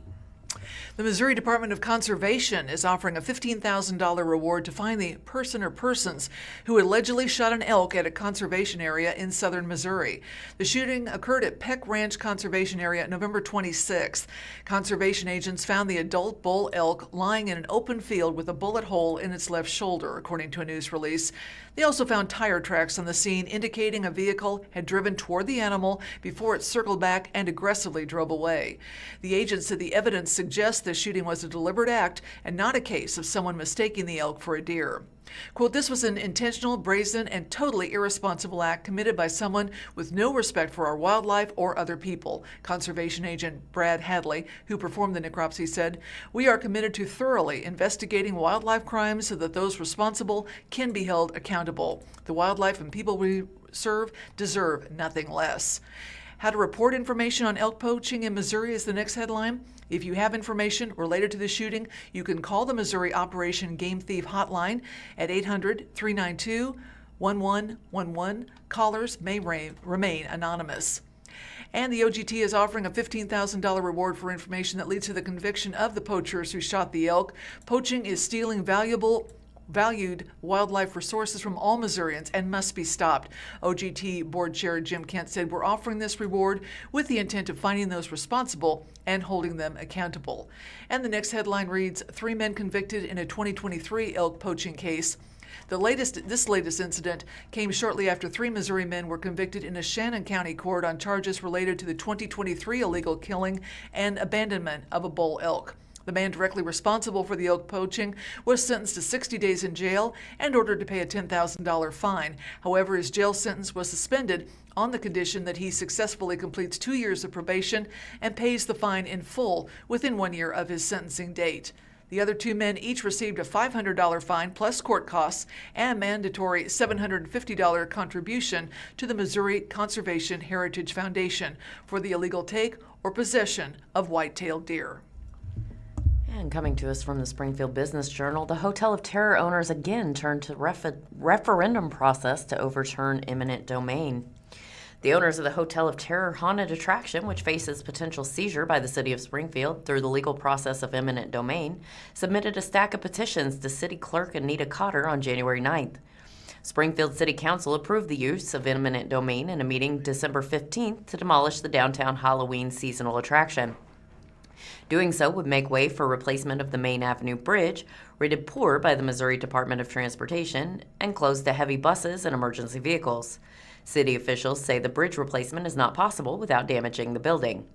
The bridge is at the west end of the first phase of the Renew Jordan Creek project, which is creating a park-like amenity along a restored, once-buried stream.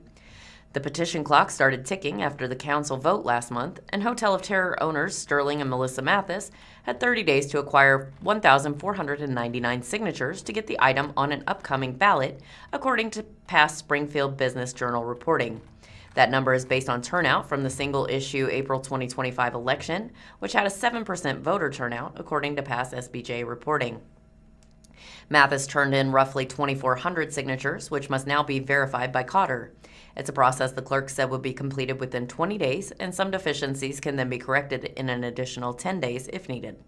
This is the second time Mathis has made a trek to the 4th floor of the Bush Building to turn in a stack of petitions seeking a ballot initiative to repeal council's action. The first time was in March 2023, when he submitted 2,100 signatures but fell short of the 1,568 verified signatures he needed. On April 10, 2023, he submitted an amended petition that was deemed sufficient for a referendum. A month later, council voted to repeal its declaration of eminent domain. The city saved $250,000 by avoiding a ballot issue in 2023, then City Attorney Rhonda Lusader said at the time. Councilmember Craig Husmer has said that he would rather spend money toward resolving the issue than paying to have an election. If the petition drive is successful, the referendum on council's decision to use eminent domain could appear in a future ballot, or council may once again decide to repeal its own measure. Cotter said various considerations determine when and if a ballot issue appears before voters, some based on the verification process and some based on council's actions in response to the petition. That depends on a lot of different factors. When the certification's complete, if it's complete, if City Council opts to repeal, or if they opt to send it to the ballot, she said. Mathis has said he and the city had accord at one time when the city was offering $2 million over and done, he said. We were trying to rebuild, and we're not the ones that threw a wrench in this deal. Mathis maintains that the city changed requirements for him to renovate another haunted attraction he owns, Dungeons of Doom, a converted mill at 701 West Wall Street, to accommodate the fright features and other contents of the Hotel of Terror. He said his plans received preliminary approval when the price was $2 million, but then the city upgraded their code requirements for the attraction. Mathis said this meant he wouldn't be able to use wood in construction, and the facility would have to be accessible to people with handicaps. How do you do a haunted house that's wheelchair accessible, he said. The changes boosted the cost of the relocation, Mathis said. It's real simple. All we want to do is continue what we've been doing for 47 years, he said. We're not looking for anything else. We thought it was over and done. The council bill authorizing eminent domain directs the city attorney or a designee to initiate legal proceedings to determine just compensation to acquire the property. If a price is not agreed to, a judge can appoint a 3-member panel to set a value for the property. If either side objects to that price, a jury could make the final determination. And just a quick reminder of things to do around the Ozarks. This is the final night for Meredith Wilson's The Music Man at the Juanita K. Hammonds Hall for the Performing Arts. And also on January 14th is Everyday Juicing. If wellness is part of your resolution, this workshop might be right up your alley. It is held at Finley Farms. And we'd like to thank you for listening to the Blind Community Thrift Store radio reading service. Tune in every week, Monday through Friday, on the Blind Community Thrift Store's YouTube channel beginning at 10 a.m. for more up-to-date news from the Springfield News-Leader, Springfield Daily Citizen, Springfield Business Journal, and 417 Magazine. And listen after we're live on the Audio Reader Network at www.reader.ku.edu. All broadcasts are played over KSMU subcarrier airwaves at 67 kilohertz on 91.1 from 3 to 5, Monday through Friday. Contact Audio Reader Network for information on receiving a pre-programmed radio. And again, be sure and visit our thrift store. Thanks for watching.